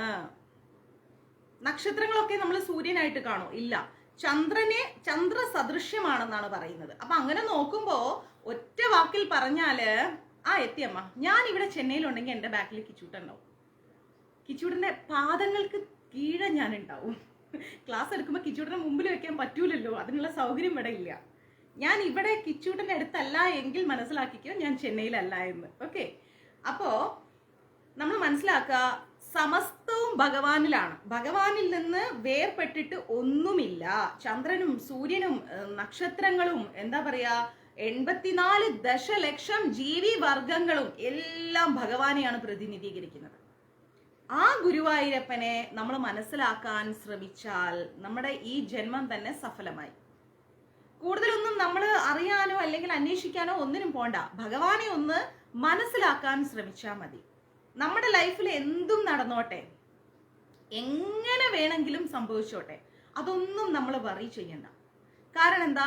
നല്ലത് നടക്കുമ്പോൾ ഭഗവാന്റെ അനുഗ്രഹമെന്നും, എന്തെങ്കിലും ദുഃഖമായിരിക്കുന്ന കാര്യങ്ങൾ വന്നാൽ പൂർവ്വജന്മ കർമ്മ ഫലം എന്ന് നമ്മൾ മനസ്സിലാക്കാൻ സാധിച്ചാൽ ജീവിതം സ്മൂത്തായി. നമ്മൾ ഒരിക്കലും ദുഃഖത്തിൽ തന്നെ ഇങ്ങനെ വിഷമിച്ചിരിക്കരുത്, അതിൽ നിന്ന് പുറത്തു വരാൻ ശ്രമിക്കണം, അല്ലെ? അത് ഞാൻ എന്നും ക്ലാസ്സിൽ പറയാറുണ്ട്. കാരണം എന്താ? നമ്മൾ പോലും അറിയാതെ പൂർവ്വജന്മ കർമ്മഫലം നമ്മുടെ ലൈഫിൽ ഒരുപാടുണ്ട്. അതിന്റെ ഒരു റിപ്പീറ്റേഷൻ ആണ് നമ്മുടെ ലൈഫ് എന്ന് പറയുന്നത്. കഴിഞ്ഞ ജന്മത്തിൽ നമ്മൾ ജനിച്ചു, നമ്മൾ എന്തൊക്കെയോ ചെയ്തു, നമ്മളുടെ ചില വാക്കുകൾ കൊണ്ട് ആരെങ്കിലുമൊക്കെ വേദനിച്ചു, അല്ലെങ്കിൽ നമ്മൾ പോലും അറിയാതെ അവർക്ക് സങ്കടം ഉണ്ടായി, അല്ലെങ്കിൽ നമ്മൾ അറിഞ്ഞുകൊണ്ട് സങ്കടപ്പെടുത്തി, അങ്ങനെ ഒരുപാട് പ്രോബ്ലംസ് നമ്മളിലൂടെ കടന്നു പോയിട്ടുണ്ട്. ആ കടന്നു പോയതെല്ലാം തന്നെ ക്ലിയർ ആക്കാനാണ് നമുക്ക് ഈ ജന്മം കിട്ടിയിരിക്കുന്നത്. അപ്പൊ ഈ ജന്മവും നമ്മൾ എന്ത് ചെയ്യരുത്? അത് തന്നെ റിപ്പീറ്റ് ചെയ്യരുത്. അതെല്ലാം ശരിയാക്കി ഭഗവാന്റെ പാതയിലൂടെ നമ്മൾ നടന്നു പോകണം. അതിന് ഏറ്റവും ബെസ്റ്റ് മാനുവൽ എന്ന് പറയുന്നത് ഭഗവത്ഗീതയാണ്. ശ്രീമദ് ഭാഗവതം, ഭഗവത്ഗീത, നാരായണീയം, ദേവി മഹാത്മ്യം, ലളിത സഹസ്രനാമം, വിഷ്ണു സഹസ്രനാമം, ഇതെല്ലാം പാരായണം ചെയ്യാൻ സാധിച്ചാല് ഇതിനേക്കാൾ സന്തോഷമുള്ള ഒരു കാര്യം വേറെയില്ല. നമ്മൾ എത്ര ബിസിയും ആയിക്കോട്ടെ, ഞാൻ ഇന്ന് ലളിത സഹസ്രനാമം വായിച്ചിട്ടേ പാരായണം ചെയ്തിട്ടേ ബെഡിൽ കിടക്കൂ എന്ന് പറഞ്ഞാൽ, അത് നമുക്ക് ചെയ്യാൻ സാധിച്ചാൽ നമ്മുടെ ലൈഫ് ഇങ്ങനെ ചേഞ്ച് ആവുന്നത് നമുക്ക് കാണാൻ പറ്റും. നമ്മൾ കൂടുതൽ സ്മൂത്ത് ആവും, നമ്മൾ കുറെ ഹാപ്പി ആവും, നമുക്ക് കുറെ കാര്യങ്ങൾ ലൈഫിൽ സക്സസ് ആവുന്നത് കാണാൻ പറ്റും. ഒത്തിരി ആഗ്രഹങ്ങൾ ഇല്ലാതെ വരും, ദുഃഖങ്ങൾ ഇല്ലാതെ വരും, വലിയ വലിയ സന്തോഷങ്ങളെ തേടി പോവില്ല, ഉള്ളത് കൊണ്ട് തൃപ്തിപ്പെട്ട് ഭഗവാനെ കുറിച്ച് ചിന്തിച്ചുകൊണ്ടിരിക്കാൻ തുടങ്ങും. അപ്പൊ തന്നെ ജീവിതത്തിൽ ഒരു സമാധാനം കൈവരിക്കാൻ സാധിക്കും. ഈ സമാധാനമാണ് ഓരോ ജന്മത്തിലും നമ്മൾ അന്വേഷിച്ചു കൊണ്ടിരിക്കുന്നത്. ക്ലിയർ? മനസ്സിലായോ? ഇനി നമുക്ക് വിഭൂതി യോഗത്തിൽ 22ാമത്തെ ശ്ലോകത്തിലേക്ക് പോകാം. 22ാമത്തെ ശ്ലോകം എന്ന് പറഞ്ഞാൽ, വേദാനാം സാമവേദോസ്മി ദേവാനസ്മി വാസവഹ ഇന്ദ്രിയാണ മനശ്ചാസ്മി ഭൂതാനാസ്മി ചേതന എന്ന് പറയുന്നു. എന്ന് വെച്ചാൽ എന്താണ്? വേദങ്ങളിൽ വെച്ചിട്ട് സാമവേദവും, വേദങ്ങളിൽ വെച്ച് ഇമ്പോർട്ടന്റ് സാമവേദവും, ദേവന്മാരിൽ വെച്ചിട്ട് ഇന്ദ്രനും, ഇന്ദ്രിയങ്ങളിൽ വെച്ചിട്ട് മനസ്സും, ജീവഗണങ്ങളിൽ വെച്ച് ജീവചൈതന്യവുമാണ് ഞാൻ എന്ന് പറയുന്നു. ഇനിയിപ്പോ നമുക്ക് ഇതിന്റെ അപ്പുറത്തേക്ക് ഒന്നും പഠിക്കാനില്ല അല്ലെ. വേദങ്ങളിൽ വെച്ച് ടോപ്പ് ഫസ്റ്റ് സാമവേദമാണ്, ദേവഗണങ്ങളിൽ ഇന്ദ്രദേവനാണ് അല്ലെ. അതുപോലെ ഇന്ദ്രിയങ്ങൾ നോക്കുകയാണെങ്കിൽ നമ്മുടെ മനസ്സാണ് ഏറ്റവും വലുത്. നമ്മുടെ മനസ്സ് അപ്സെറ്റ് ആയി കഴിഞ്ഞാൽ നമ്മൾ കംപ്ലീറ്റ് ഡൗൺ ആയി. എന്തൊക്കെ പറഞ്ഞാലും നമ്മുടെ മൈൻഡ് അപ്സെറ്റ് ആണെങ്കിൽ നമ്മൾ കംപ്ലീറ്റ് ഡൗൺ ആണ്. അപ്പോൾ മൈൻഡ് ആണ് ഇമ്പോർട്ടന്റ്. ഇന്ദ്രിയങ്ങളിൽ സെൻസിൽ നമുക്ക് നോക്കുകയാണെങ്കിൽ നമ്മുടെ മൈൻഡാണ് ഇമ്പോർട്ടന്റ്. അപ്പം ഇന്ദ്രിയങ്ങളിൽ മനസ്സും ജീവഗണങ്ങളിൽ ജീവചൈതന്യവുമാണ് ഞാൻ എന്ന് പറയുന്നു, ഭഗവാൻ എന്ന് പറയുന്നു. ജീവസത്തകൾക്ക് പ്രജ്ഞയുണ്ട്, അപ്പോൾ ജഡപദാർത്ഥങ്ങൾക്ക് അതില്ല അല്ലെ. ശവമായി കഴിഞ്ഞാൽ പിന്നെ ഒന്നുമില്ല, അത് വേസ്റ്റ് കൊണ്ടുപോയി കത്തിക്കുക എന്ന് മാത്രമേ ഉള്ളൂ. അപ്പോൾ ഇതാണ് അവ തമ്മിലുള്ള വ്യത്യാസം. ജീവചൈതന്യം ഉണ്ടെങ്കിൽ അതിന് മുന്നോട്ടുള്ള പ്രയാണമുണ്ട് അല്ലെ. ജീവനുള്ള ഒരു വസ്തുവിന് മുന്നോട്ടുള്ള പ്രയാണമുണ്ട്, കർമ്മങ്ങളുണ്ട്, കർമ്മഫലങ്ങളുണ്ട്, ലക്ഷ്യങ്ങളുണ്ട്. ഇതൊന്നുമില്ലെങ്കിൽ പിന്നെ ഒന്നുമില്ല, ജഡവസ്തുവാണ്. ജഡവസ്തുവിന് ഒന്നുമില്ല, സീറോ ആണ്. അപ്പോ പ്രജ്ഞയാണ് സർവോത്കൃഷ്ടവും ശാശ്വതവും. ജഡപദാർത്ഥങ്ങളുടെ സങ്കലനത്താൽ നിർമ്മിക്കപ്പെടാവുന്നതല്ല പ്രജ്ഞ എന്ന് പറയുന്നത്. ക്ലിയർ? അപ്പൊ എല്ലാത്തിന്റെയും മുകളിൽ ഒറ്റ വാക്കിൽ നമ്മൾ മനസ്സിലാക്കുകയാണെങ്കിൽ ഏറ്റവും വലുത് Lord Krishna, the supreme Lord, അത് കൃഷ്ണ, ഇദ്ദേഹം ഗുരുവായൂരപ്പൻ. അപ്പൊ ഭഗവാനാണ് ഏറ്റവും വലുത്. എല്ലാത്തിലും ഭഗവാൻ സ്ഥിതി ചെയ്യുന്നു. അദ്ദേഹത്തിന്റെ ലോട്ടസ് ഫീറ്റ്, തൃപാദങ്ങളിൽ നമസ്കരിക്കുക, അതാണ് വേണ്ടത്. ആ നമസ്കാരമാണ് നമുക്ക് എപ്പോഴും ജീവിതത്തിൽ ഉയർച്ച തരുന്നത്. ആ ഉയർച്ചയാണ് ഈ ജന്മങ്ങൾ ഇങ്ങനെ റിപ്പീറ്റ് ചെയ്യാതെ നമുക്ക് മോക്ഷം നൽകുന്നത്. മോക്ഷത്തിനല്ലേ നമ്മൾ ഇവിടെ വന്നിരിക്കുന്നത്. മോക്ഷത്തിനല്ലാതെ നമ്മൾ വെറുതെ തിന്നും കുടിച്ചും ഹാപ്പി ആയിട്ടിരിക്കാനാണോ? അല്ല. ഹാപ്പിനെസ് വേണം, ലൈഫിൽ സന്തോഷം വേണം. പക്ഷെ കുറച്ചും കൂടെ നമ്മൾ എന്താ പറയാ, കുറച്ചും കൂടെ ബുദ്ധി ഉപയോഗിച്ച് നമ്മൾ ജീവിക്കണം, വേണ്ടേ? ബുദ്ധി ഉപയോഗിച്ച് ജീവിക്കുമ്പം ആത്മീയ ജീവിതത്തിലേക്ക് കാലെടുത്ത് വെക്കാൻ നോക്കും. ഈ 2025 തന്നെ ജീവിക്കൂ, പക്ഷെ ആത്മീയത കൈവിടാതിരിക്കൂ. അതാണ് നമുക്ക് വേണ്ടത്. മനസ്സിലായില്ലേ? ഇനി നമുക്ക് 23ാമത്തെ ശ്ലോകമാണ്. ഇതെല്ലാം കുട്ടി കുട്ടി ശ്ലോകമാണേ. അപ്പൊ 23ാമത്തെ ശ്ലോകം എന്ന് പറഞ്ഞാല് രുദ്രാണാം ശങ്കരച്ചാസ്മി വിത്തോഷോ യക്ഷരക്ഷസാം വസൂനാം പാവകച്ചാസ്മി മേരു ശിഖരനിരാമഹം എന്ന് പറയുന്നു. എന്ന് വെച്ചാല് രുദ്രാണാം എന്ന് വെച്ചാൽ രുദ്രന്മാരിൽ വെച്ചിട്ട് ശിവനാണ് ഞാൻ, രുദ്രന്മാരിൽ വെച്ചിട്ട് മഹാദേവനാണ് ഞാൻ. അതുപോലെ യക്ഷരാക്ഷസന്മാരിൽ വെച്ചിട്ട് കുബേരനും, വസുക്കളിൽ വെച്ചിട്ട് അഗ്നിയും, പർവ്വതങ്ങളിൽ വെച്ചിട്ട് മേരുവുമാണ് ഞാൻ എന്ന് ഭഗവാൻ പറയുന്നു. എല്ലാത്തിന്റെയും മുകളിലാണ് ഭഗവാൻ കൃഷ്ണൻ. 11 രുദ്രന്മാരില് ശങ്കരൻ, ശിവൻ പ്രധാനമത്രേ. വിശ്വത്തില് തമോ ഗുണത്തിന്റെ ആധിപത്യം വഹിക്കുന്ന ഭഗവത് അവതാരമാണ് ശിവൻ എന്ന് പറയുന്നു. തമോ ഗുണമാണ് മഹാദേവന്. അറിയാലോ ശ്രീനിവാസ കല്യാണത്തിന്റെ കഥയൊക്കെ ഞാൻ പറഞ്ഞു തന്നിട്ടുള്ളതല്ലേ. അതില് യക്ഷരാക്ഷസാധിപനായിരിക്കുന്ന കുബേരൻ, യക്ഷരാക്ഷസന്മാരുടെ അധിപനായിരിക്കുന്ന കുബേരൻ ദേവന്മാരുടെ ഭണ്ഡാരം സൂക്ഷിപ്പുകാരനാണ്. അതുകൊണ്ടാണല്ലോ കുബേരനിൽ നിന്ന് ശ്രീനിവാസ പെരുമാൾ കടം മേടിച്ചിരിക്കുന്നത്. ദേവന്മാരുടെ ഭണ്ഡാരത്തിന്റെ സൂക്ഷിപ്പുകാരനാണ് ആരാണ്? കുബേരനാണ്. അദ്ദേഹവും ഭഗവത് പ്രതിനിധീകരിച്ചുകൊണ്ടാണ് ഇരിക്കുന്നത്. ആ ഒരു കുബേരൻ പോലും ഭഗവാനെ പ്രതിനിധീകരിച്ചുകൊണ്ട് ഭഗവാന്റെ വാക്ക് കേട്ടുകൊണ്ടാണ് ഇരിക്കുന്നത്. പ്രകൃതി വിഭവങ്ങളാൽ സമൃദ്ധമായൊരു പർവ്വതമാണെന്ത്? മേരു എന്ന് പറയുന്നത്. അതും ഭഗവാൻ തന്നെ, അല്ലെങ്കിൽ ഭഗവാനെ പ്രതിനിധീകരിക്കുന്നു, ഭഗവാനിൽ നിന്ന് വ്യത്യസ്തമല്ല. അപ്പൊ ആലോചിച്ചു നോക്കൂ, ഭഗവാൻ എന്ന് പറയുന്ന മഹാസത്യം എന്താണ്? ആ ഭഗവാനെയാണ് നമ്മൾ കള്ളകൃഷ്ണനും ഭഗവാൻ എന്നെ നോക്കിയില്ല, നിന്നെ നോക്കിയില്ല എന്ന് പറഞ്ഞ് പരാതി പറഞ്ഞിട്ടും ഓരോന്ന് പറഞ്ഞ് നമ്മളിങ്ങനെ പ്രശ്നങ്ങൾ ഉണ്ടാക്കുന്നത്. അപ്പൊ ആ ഭഗവാൻ എത്രമാത്രം ഇമ്പോർട്ടന്റ് ആണെന്ന് ചിന്തിച്ചു നോക്കൂ. ആ കൃഷ്ണനെ നമുക്ക് ആരാധിക്കാൻ എന്താണ് ഇത്ര താമസം? കൃഷ്ണനെ എന്തുകൊണ്ട് നമ്മൾ അംഗീകരിക്കുന്നില്ല? ആ ഭഗവാൻ പറയുന്ന ഭഗവത് വാക്യങ്ങൾ എന്തുകൊണ്ട് നമ്മൾ അനുസരിക്കുന്നില്ല? അദ്ദേഹം വളരെ സിമ്പിളായിട്ട് 2-3 കാര്യങ്ങളെ പറഞ്ഞിട്ടുള്ളൂ. ഒന്ന്, നോൺ വെജ് ഉപേക്ഷിക്കുക. നോൺ വെജ് വേണ്ട അല്ലെ, നോൺ വെജ് നമുക്ക് വേണ്ട. ശ്രവണം, കീർത്തനം, സ്മരണം, പാദസേവനം എന്ന് പറഞ്ഞിട്ടുണ്ട്. ശ്രവണം ഉണ്ടോ, കീർത്തനം ഉണ്ടോ, സ്മരണം ഉണ്ടോ, പാദസേവനം ഉണ്ടോ? ഇതൊന്നും ഇല്ല മാതാജി. ക്ലാസ് കേൾക്കും അത്ര തന്നെ അല്ലേ? അതൊന്നുമല്ല. ശ്രവണം, കീർത്തനം, സ്മരണം, പാദസേവനം 4 നമുക്ക് വേണം. വേണ്ടേ? അതുണ്ടെങ്കിലേ കൃഷ്ണനിലേക്ക് നമുക്ക് കണക്ട് ആവാൻ പറ്റൂ. ഓക്കെ, അപ്പൊ ഇതെല്ലാം നമുക്ക് ആവശ്യമുണ്ട്, ഇതെല്ലാം നമുക്ക് വേണം. ഇതൊക്കെ ഉണ്ടെങ്കിലേ നമുക്ക് ഒരു ഡിവോട്ടി എന്ന് പറയുന്ന റൂട്ടിലേക്ക് നമുക്ക് ട്രാവൽ ചെയ്യാൻ പറ്റൂ. ഇല്ലെങ്കിൽ പറ്റൂല, നമ്മളൊരു ബിഗ് സീറോ ആയി പോകും. അങ്ങനെ സീറോ ആയിട്ട് ജീവിച്ച് മരിച്ച് വീണ്ടും ജനിച്ച് അതും ഒരു സുഖമില്ല. റിപ്പീറ്റ് ലൈഫ് വേണ്ട നമുക്ക്, അല്ലേ? നമുക്ക് ഈ സെയിം ലൈഫിൽ തന്നെ ഹാപ്പി ആയിട്ട് ഇരുന്നാൽ മതി, ഭഗവാന്റെ ഗോലോകത്തേക്ക് പോയാൽ മതി. അതിനു വേണ്ടിയിട്ട് ജപം ഉണ്ടോ? ആദ്യമൊക്കെ ജപിച്ചിരുന്നു മാതാജി, ഇപ്പൊ ഇല്ല എന്നാണോ? ജപം ഉണ്ടോ എല്ലാവരും? ചാൻഡിങ് എവിടെ ഉണ്ടോ? ചാൻഡിങ് ഒക്കെ ഉണ്ടോ? അയ്യോ നാരായണ, എനിക്ക് മിക്കവാറും ഇസ്കോണിൽ ആരുടെയിലൊക്കെ ചീത്ത കേൾക്കും ഉറപ്പാ. മാതാജിയുടെ ക്ലാസ് കേൾക്കുന്ന എത്ര പേര് എത്ര മാല ജപിക്കുന്നു എന്ന് ആരെങ്കിലും ചോദിച്ചാൽ ഞാൻ ഇങ്ങനെ ഇരിക്കേണ്ടി വരുമോ? അല്ലെങ്കിൽ എനിക്ക് പറയാൻ പറ്റുമോ 16 മാല കൃത്യമായിട്ട് ജപിക്കുന്നുണ്ടെന്ന്? സുഖം മാതാജി, ഹരേ കൃഷ്ണ. സുഷ മാതാജി, അപ്പം പറയാൻ പറ്റുമോ? പറയണം, എന്നെ താഴ്ത്തരുത്, മാക്സിമം ജപിക്കണം കേട്ടോ.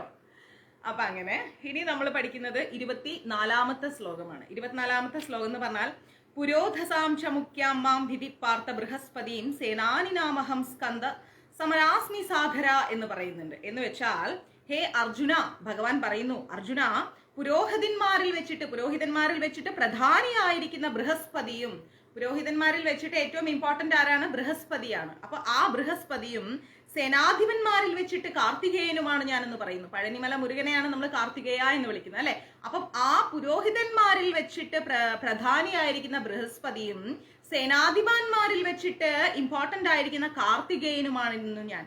ജലാശയങ്ങളിൽ സമുദ്രവും ഞാൻ തന്നെ. ഏത് വലിയ ഒരു റിവർ എടുത്താലും എല്ലാം പോയി എൻഡ് ആവുന്ന എവിടെയാണ്? കടലിലാണ്. അപ്പൊ സമുദ്രമാണ് ഏറ്റവും വലുത്. അപ്പൊ ഇവിടെ പറയുന്നു ഭഗവാൻ, ജലാശയങ്ങളിൽ വെച്ചിട്ട് സമുദ്രം ഞാൻ തന്നെ, പുരോഹിതന്മാരിൽ വെച്ചിട്ട് പ്രധാനിയായിരിക്കുന്ന ബൃഹസ്പതി ഞാൻ തന്നെ, സേനാധിപന്മാരിൽ വെച്ചിട്ട് ഇമ്പോർട്ടന്റ് ആയിരിക്കുന്ന കാർത്തികേയനും ഞാൻ തന്നെ എന്ന്. അപ്പൊ ഇതെല്ലാം ഭഗവാനാണ് എന്ന് നമ്മൾ റിയലൈസ് ചെയ്യാം. നമ്മൾ ഓരോന്ന് തപ്പിപ്പിടിച്ചു പോണ്ട, എല്ലാം ഭഗവാനാണ്. ശ്രീകുമാരി മാതാജി, എന്താ ജപിക്കാൻ പറ്റാത്തത്? മെസ്സേജ് ഇടും എനിക്ക് മഞ്ജരീസിലേക്ക് കേട്ടോ. അപ്പോ സ്വർഗലോകാധിപനാണ് ദേവരാജനായിരിക്കുന്ന ഇന്ദ്രൻ. സ്വർഗത്തിന്റെ അധിപൻ ആരാണ്? ഇന്ദ്രനാണ്. അപ്പൊ അദ്ദേഹം വാഴുന്ന ഗ്രഹമാകട്ടെ ഇന്ദ്രലോകം എന്ന് പറയപ്പെടുന്നു. അദ്ദേഹം ഇരിക്കുന്നത് എവിടെയാണ്? ഇന്ദ്രലോകത്താണ്. ഇന്ദ്രന്റെ പുരോഹിതനാണ് ആര്? ബൃഹസ്പതി. ക്ലിയർ? സ്വർഗലോകങ്ങളിൽ വെച്ചിട്ട് സ്വർഗലോകത്തിന്റെ അധിപതി എന്ന് പറയുന്നത് ആരാണ്? ഇന്ദ്രനാണ്. ഇന്ദ്രൻ വാഴുന്ന ഗ്രഹം ഏതാണ്? ഇന്ദ്രലോകം. ഇന്ദ്രലോകത്തിൽ വാഴുന്ന ഇന്ദ്രന്റെ പുരോഹിതൻ ആരാണ്? ബൃഹസ്പതി. അപ്പോ ഇന്ദ്രൻ രാജാതിരാജനായതുകൊണ്ട് ബൃഹസ്പതി പുരോഹിത ശ്രേഷ്ഠനായിരിക്കുന്നു. ശിവന്റെയും പാർവതിയുടെയും പുത്രനാണ് ആര്? സ്കന്ദൻ എന്ന് പറയുന്നത്, അല്ലെ? അറമുഖൻ, സ്കന്ദൻ, സുബ്രഹ്മണ്യൻ, ബാലമുരുകൻ, എങ്ങനെ വേണേലും വിളിക്കാം. മഹാദേവന്റെയും ദേവി പാർവതിയുടെയും മകനായിരിക്കുന്ന സ്കന്ദൻ അഥവാ കാർത്തികേയനാണ് ആര്? സേനാധിപന്മാരിൽ വെച്ചിട്ട് ശ്രേഷ്ഠൻ. ജലാശയങ്ങളിൽ വെച്ചിട്ട് മഹത്തായിരിക്കുന്നത് എന്താണ്? സമുദ്രമാണ്. അപ്പൊ കൃഷ്ണന്റെ ഈ പ്രാതിനിധ്യങ്ങളെല്ലാം അദ്ദേഹത്തിന്റെ മഹത്വത്തെ സൂചിപ്പിക്കുന്നു. ഈ സ്കന്ദനും ഈ മഹാദേവനും ഈ പാർവതീദേവിയും ഈ സമുദ്രവും ബൃഹസ്പതിയും എന്ന് വേണ്ട സൂര്യനും ചന്ദ്രനും എല്ലാം ഭഗവാനാണ്. എല്ലാം ഭഗവാനെ പ്രതിനിധീകരിക്കുന്നു, സമുദ്രമടക്കം. ആ ഭഗവാനെ നമ്മൾ അറിയുന്നുണ്ടോ എന്ന് ചോദിച്ചാൽ അറിയുന്നില്ല. അറിയാൻ ശ്രമിക്കുന്നുണ്ടോ എന്ന് ചോദിച്ചാൽ ഒരു 5 ദിവസം, ഒരു 6 ദിവസം, ഒരു 2 ദിവസം, അത് കഴിയുമ്പോൾ വീണ്ടും താഴേക്ക്. നമ്മുടെ ഈ പഴയ ഒരു ചൊല്ലുണ്ടല്ലോ, ശങ്കരൻ അഗൈൻ തെങ്ങുമൽ എന്ന് പറയുന്നത് പോലെ, പിന്നെ ജപിക്കാം, പിന്നെ വായിക്കാം, പിന്നെ പൂജ ചെയ്യാം, ആ അവസ്ഥ. അതെ അതെ, കഴിയുന്നത്ര ജപിക്കുക, അത്ര തന്നെ. മാക്സിമം നമ്മളെ കൊണ്ട് എത്ര സാധിക്കുമോ ഒരു വട്ടം ഭഗവാന്റെ നാമം പറയാൻ പറ്റുമോ, ആ ഒരു വട്ടം ഭഗവാന്റെ നാമം പറയാം. അങ്ങനെ നമ്മൾ മുന്നോട്ട് പോവാം. ക്ലിയർ? ഇനി 25ാമത്തെ ശ്ലോകം. മഹർഷീണാം ഭൃഗുരകം ഘിരാമസ്മേകമക്ഷരം യജ്ഞാനാം ജപയജ്ഞോസ്മി സ്ഥാവരാണാം ഹിമാലയ എന്ന് പറയുന്നു. എന്താ അത്? മഹർഷികളിൽ വെച്ചിട്ട് ഭൃഗു മഹർഷിയും, സ്പന്ദനങ്ങളിൽ വെച്ചിട്ട് വാക്കുകൾ, അഭൗതികമായിരിക്കുന്ന ഓങ്കാരം. പ്രത്യേകം ശ്രദ്ധിക്കുക, ഭൗതികമല്ല ഓങ്കാരം, അഭൗതികമാണ്. അഭൗതികങ്ങളിൽ വെച്ചിട്ട് ഓംകാരം, യജ്ഞങ്ങളിൽ വെച്ചിട്ട് തിരുനാമ ജപം. എന്തുകൊണ്ടാണ് യജ്ഞങ്ങളിൽ തിരുനാമ ജപം എന്ന് പറയുന്നത്? ഇത് കലിയുഗമാണ്. കലിയുഗത്തിൽ ഞാൻ എപ്പോഴും ക്ലാസ്സിൽ പറയുന്നു, ആൾദൈവങ്ങളില്ല. വീണ്ടും വീണ്ടും പറയുന്നു, ആൾദൈവങ്ങളില്ല കലിയുഗത്തിൽ. ഭഗവാന്റെ നാമം മാത്രമേ ഉള്ളൂ കലിയുഗത്തിൽ. ഗുരുശ്രേഷ്ഠന്മാരുണ്ട്, പക്ഷെ അത് ഗുരുശ്രേഷ്ഠന്മാർക്ക് എന്തൊക്കെ ക്വാളിറ്റീസ് ഉണ്ടാവണമെന്ന് ഞാൻ ക്ലാസ്സിൽ പഠിപ്പിച്ചിട്ടുണ്ട്, ഇല്ലേ? ഒരു ഗുരു ആയിരിക്കണമെങ്കിൽ ആ ഗുരു എങ്ങനെയായിരിക്കണം, അദ്ദേഹത്തിന്റെ ജീവിതചര്യ, അദ്ദേഹം എന്താണ്, അദ്ദേഹത്തിന്റെ ഗുരുവിന് ഡെഡിക്കേറ്റഡ് ആയിട്ടാണോ, അങ്ങനെ ഒരുപാട് ക്വാളിറ്റീസ് ഉണ്ട്. അതെല്ലാം നമ്മൾ നോക്കണം. എന്നിട്ട് വേണം നമ്മൾ ഒരു ഗുരുവിനെ ജീവിതത്തിൽ സ്വീകരിക്കാൻ. അപ്പോ ആ ഗുരു എന്ന് പറയുന്നത് ഗുരുവാണ്, ദൈവമല്ല. ദൈവം വേറെ, ഈശ്വരൻ വേറെ, ഗുരു വേറെ. അത് മനസ്സിലാക്കുക. കലിയുഗത്തിൽ ആൾദൈവങ്ങളുടെ പിന്നാലെ പോകരുത്. ആൾദൈവങ്ങൾ എന്ത് വലിയ മിറാക്കിള് കാണിച്ചാലും ആൾദൈവങ്ങളുടെ പിന്നാലെ പോകരുത്. ഭഗവാൻ ഭഗവാനും മനുഷ്യൻ മനുഷ്യനുമാണെന്നുള്ള തിരിച്ചറിവ് നമുക്ക് ഉണ്ടാവണം. കലിയുഗത്തിൽ ഭഗവാന്റെ നാമം മാത്രമേ ഉള്ളൂ, നാമത്തിലാണ് ഭഗവാൻ ഉള്ളത് എന്ന് തിരിച്ചറിയാം. അതുകൊണ്ട് നമുക്ക് എത്രത്തോളം ജപിക്കാൻ പറ്റുമോ അത്രത്തോളം ജപിക്കാം. ശ്രീല പ്രഭുപാജി പറയുന്നു 16 മാല ജപിക്കാൻ. അത് കമ്പൽസറി ആണ്. പക്ഷെ നിങ്ങൾക്ക് പറ്റുന്നില്ലെങ്കിൽ പിന്നെ എന്ത് ചെയ്യാൻ പറ്റും? ശ്രമിക്കുക. നമുക്ക് വീണ്ടും വീണ്ടും ട്രൈ ചെയ്യാം ലൈഫിൽ. അതെ, തീർച്ചയായിട്ടും ട്രൈ ചെയ്യാം. നമ്മൾ ശ്രമം ഉറപ്പായിട്ടും വിഫലമാവില്ല. അത് നിങ്ങൾക്ക് ഒരു നല്ല പോസിറ്റീവ് എനർജി കൊടുക്കും. ഓക്കെ, അപ്പോൾ ഇവിടെ ഹിമാലയത്തിൽ വെച്ചിട്ട് ഇവിടെ ഭഗവാൻ എന്താ പറയുന്നത്? സ്ഥാവരങ്ങളിൽ ഹിമാലയമാണ് ഞാനെന്ന് പറഞ്ഞു. ഹിമാലയമാണല്ലോ ഏറ്റവും വലുത്. അപ്പൊ ഇതൊക്കെ ഭഗവാനാണ്. നമ്മൾ ഇങ്ങനെ നോക്കുമ്പോ പ്രകൃതിയിൽ കാണുന്ന എല്ലാത്തിന്റെയും എക്സ്ട്രീം ലെവൽ ഭഗവാനാണ്. ആ ഭഗവാനെ നമ്മൾ തിരിച്ചറിയാം. അദ്ദേഹം എന്താണെന്ന് നമ്മൾ മനസ്സിലാക്കുക. വിരാട് രൂപം കണ്ട അർജുനന്റെ കാര്യം ആലോചിച്ചു. ഇതെല്ലാം ആ വിരാട് രൂപത്തിൽ ഉണ്ടായിരുന്നു. അപ്പൊ ആ വിരാട് രൂപം കണ്ട അർജുനനെ ചിന്തിച്ചു നോക്കിക്കേ. നമ്മളാണ് അത് കണ്ടതെങ്കിൽ ഒന്ന് ചിന്തിച്ചു നോക്കി എങ്ങനെ ഇരിക്കുമെന്ന്. നമുക്ക് നോർമലി നമ്മുടെ ഫോണിൽ തന്നെ ഭഗവാന്റെ ഒരു വലിയ രൂപം കണ്ടാൽ നമ്മൾ എക്സൈറ്റഡ് ആവും, അല്ലേ? അപ്പൊ ആ മുമ്പിൽ നിൽക്കുന്ന ആ ഭഗവാന്റെ വിരാട് രൂപം കണ്ട അർജുനന്റെ അവസ്ഥ ആലോചിച്ച് നോക്കണം. അതുകൊണ്ടാണല്ലോ പറഞ്ഞത്, ഭഗവാനെ വേണ്ട, എനിക്ക് പേടിയാവുന്നു, എനിക്ക് ഭഗവാനെ എങ്ങനെ കണ്ടാ മതി എന്ന് പറഞ്ഞത്. അപ്പൊ അത്രയും നമ്മളുടെ ഭഗവാൻ എത്രത്തോളം വലുതാണെന്നും ഇത്രയും വലിയൊരു പറയാൻ പോലും വാക്കുകൾ കൊണ്ട് പറ്റാത്ത അത്രയും വലിയൊരു സത്യത്തെയാണ് നമ്മൾ ആരാധിക്കാൻ ശ്രമിക്കുന്നത് എന്നും നമ്മൾ തിരിച്ചറിയാം. അപ്പൊ പിന്നെ നമുക്ക് എന്തുണ്ടാവില്ല? പരാതികൾ ഉണ്ടാവില്ല. ഭഗവാന്റെ മുന്നിൽ ഒരു പരാതി ഉണ്ടാവില്ല. പരാതി ഇല്ലാതെ മുന്നോട്ട് പോകാൻ പറ്റും.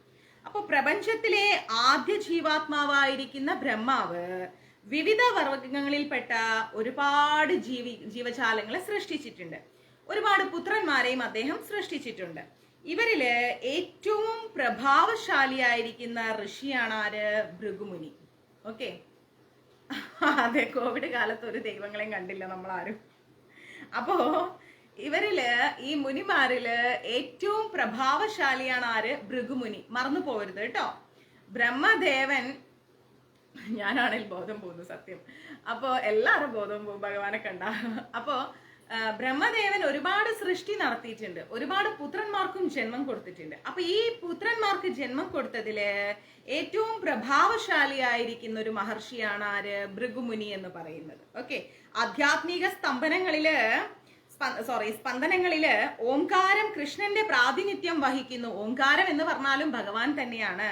യജ്ഞങ്ങളില് ഹരേ കൃഷ്ണ കൃഷ്ണ കൃഷ്ണ ഹരേ ഹരേ, ഹരേ രാം രാം രാം ഹരേ ഹരേ എന്ന മന്ത്രോച്ചാരണം, എന്ന മഹാമന്ത്രം കൃഷ്ണന്റെ പരിപാവനമായിരിക്കുന്ന പ്രാതിനിധ്യമാണ്. ഹരേ കൃഷ്ണ മഹാമന്ത്രമാണ് നമ്മൾ എല്ലാവരും ജപിക്കേണ്ടത്.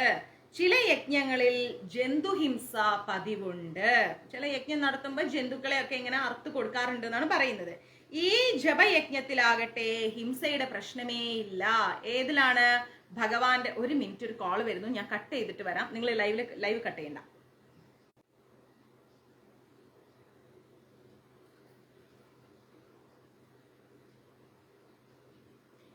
ഒരിക്കലും നമ്മൾ ആരും നമ്മുടെ ഫോട്ടോ വെച്ച് പൂജിക്കേണ്ട കാര്യമില്ല. അതിന്റെ ഒരു ആവശ്യവും നമുക്കില്ല. എന്തിനാ നമ്മുടെ ഫോട്ടോ നമ്മൾ വെച്ച് പൂജിക്കണ? ഒരു മനുഷ്യന്റെ ഫോട്ടോ നമ്മൾ വെച്ച് പൂജിക്കേണ്ട കാര്യമില്ല. ഞാൻ അതിനെ സപ്പോർട്ട് ചെയ്യില്ല. അതിന്റെ ആവശ്യമില്ല. പിന്നെ ഉയർന്ന തലത്തിലുള്ള യോഗി ഋഷി വര്യന്മാരുണ്ട്. അവര് യോഗികളാണെന്ന് നമ്മളെ ആരും പറഞ്ഞ് പഠിപ്പിക്കണ്ട. നമ്മൾക്ക് തന്നെ ഉള്ളിൽ നിന്ന് തോന്നും. അങ്ങനെ ഒരാളാണ് നമ്മുടെ ജയപ്രകാശ് സ്വാമി മഹാരാജ്. അദ്ദേഹം എന്നൊക്കെ പറഞ്ഞാല് ഭഗവാന്റെ പ്രതിനിധിയായിട്ട് വന്ന വ്യക്തിയാണ് അല്ലെ. ജയപ്രകാശ് സ്വാമി മഹാരാജ്, ശ്രീല പ്രഭുപാജി, അത് ഗുരു പരമ്പരയാണ്. അല്ലാണ്ട് നമ്മൾക്കൊരിക്കലും ആൾദൈവങ്ങളുടെ പിന്നാലെ പോകേണ്ട ഒരു കാര്യമില്ല. ആൾദൈവങ്ങൾ അവരുടെ രീതിക്ക് പോട്ടെ, നമുക്ക് അതിന്റെ ആവശ്യമില്ല. മഞ്ജരീസിൽ ആരെയും ഞാൻ അതിനെ അനുവദിക്കില്ല, അത് ഡാം ഷുവർ. അപ്പോ ചില യജ്ഞങ്ങളിൽ ജന്തുഹിംസയുണ്ട്. അപ്പൊ ജന്തുഹിംസ നമ്മുടെ ഹരേ കൃഷ്ണ മഹാമന്ത്രത്തിൽ ഇല്ല. കാരണം എന്താണ്? ഹരേ കൃഷ്ണ മഹാമന്ത്രം ഗോലോകത്ത് നിന്ന് ഭഗവാൻ നേരിട്ട് കൊണ്ടുവന്നതാണ്. ഈ ജപയജ്ഞത്തില് നമുക്ക് അങ്ങനെ ഒരു ജന്തുഹിംസ ഇല്ല. ഏറ്റവും ലളിതമാണ്, ഏറ്റവും പവിത്രമാണ് ഈ യജ്ഞം എന്ന് പറയുന്നത്. ലക്ഷങ്ങളും കോടികളും ഒന്നും കൊടുക്കാതെ നമുക്ക് ഈ പറയുന്ന യജ്ഞം ചെയ്യാൻ സാധിക്കും. ലോകത്തില് സമുത്കൃഷ്ടമായതെന്തും കൃഷ്ണന്റെ പ്രതീകം തന്നെയാണ്. സാരമില്ലമ്മ, ലോകത്തില് ഏറ്റവും ഉത്കൃഷ്ടമായതെല്ലാം ഭഗവാന്റെ പ്രതീകം തന്നെയാണ്. അത്യുന്നതമായിരിക്കുന്ന ഹിമാലയമാവട്ടെ അദ്ദേഹത്തിന്റെ എന്താ പറയാ, അദ്ദേഹത്തിന്റെ പ്രഭാവംശമാണ് അല്ലെ. ഹിമാലയം പോലും ഭഗവാന്റെ ഒരു പ്രഭാവംശമാണ്. മേരു പർവ്വതത്തെ പറ്റി നമ്മൾ പറഞ്ഞിട്ടുണ്ട്. അപ്പൊ മേരുവിന് ചിലപ്പോൾ ചലനമുണ്ട്, ഹിമാലയത്തിന് അതില്ല. അപ്പൊ ഈ നിലയിൽ മേരുവിനേക്കാൾ വലുതാണെന്ത്? ഹിമാലയം എന്ന് പറയുന്നത്. ആ ഹിമാലയം പോലും ഭഗവാനെയാണ് പ്രതിനിധീകരിക്കുന്നത്. ചിന്തിച്ചു നോക്കിക്കേ. അപ്പൊ ഭഗവാൻ എത്ര വലുതാ, എന്നിട്ടാണ് നമ്മൾ ഈ കളിയെല്ലാം കളിച്ചുകൊണ്ടിരിക്കുന്നത് ഭഗവാനെ മനസ്സിലാക്കാതെ അല്ലെ. ഇനി നമ്മുടെ 26ാമത്തെ ശ്ലോകത്തിലേക്ക് പോകുന്നു. അശ്വത്ഥ സർവവൃക്ഷാണാം ദേവർഷീണാം ച നാരദ ഗന്ധർവാണാം ചിത്രരഥ സിദ്ധാനാം കപിലോ മുനി എന്ന് പറയുന്നു. എന്താ അത്? വൃക്ഷങ്ങളിൽ വെച്ചിട്ട് അശ്വത്ഥാമവും, ദേവർഷിമാരിൽ വെച്ചിട്ട് നാരദനും, ഗന്ധർവന്മാരിൽ വെച്ചിട്ട് ചിത്രരഥനും, യോഗസിദ്ധി നേടിയവരിൽ വെച്ചിട്ട് കപില മുനിയും ആരാണെന്ന് ചോദിച്ചാൽ ഭഗവാൻ കൃഷ്ണൻ തന്നെ. അശ്വത്ഥാവും നാരദനും ചിത്രരഥനും കപില മുനിയും ആരാന്ന് ചോദിച്ചാൽ അതും ഭഗവാൻ കൃഷ്ണൻ തന്നെ. ഒന്നും ഭഗവാൻ കൃഷ്ണനിൽ നിന്ന് ചെറുതല്ല, വലുതല്ല, വ്യത്യസ്തമല്ല, ഭഗവാൻ തന്നെ. വൃക്ഷങ്ങളിൽ വെച്ചിട്ട് ഉയരുള്ളത്, സൗന്ദര്യേറിയതാണ് ഏത്? അശ്വത്ഥം അഥവാ അരയാൽ മരം. അരയാൽ മരം ഒരു പ്രത്യേക ഭംഗിയുണ്ട് അല്ലെ. അതിന്റെ ഇലകളെല്ലാം കാണാൻ ഒരു പ്രത്യേക ഷേപ്പാണ്. നമുക്ക് എപ്പോഴും ഒരു ആകർഷണീയത തോന്നാറുണ്ട്. അപ്പോ എത്തിയമ്മ, അപ്പൊ ഈ ഒരു അരയാൽ വൃക്ഷം ഏറ്റവും വലുതെന്ന് പറയുന്നത് അരയാലാണ് അല്ലെ, ബനിയൻ ട്രീ എന്ന് പറയും. അപ്പൊ ഈ വൃക്ഷം ആരാണെന്ന് ചോദിച്ചാൽ അത് ഭഗവാൻ തന്നെ. എല്ലാ ദിവസവും രാവിലെ ഈ വൃക്ഷത്തെ ആരാധിക്കുക എന്നത് ഭാരതത്തിലെ ജനങ്ങളുടെ ഒരു ചടങ്ങായിരുന്നു.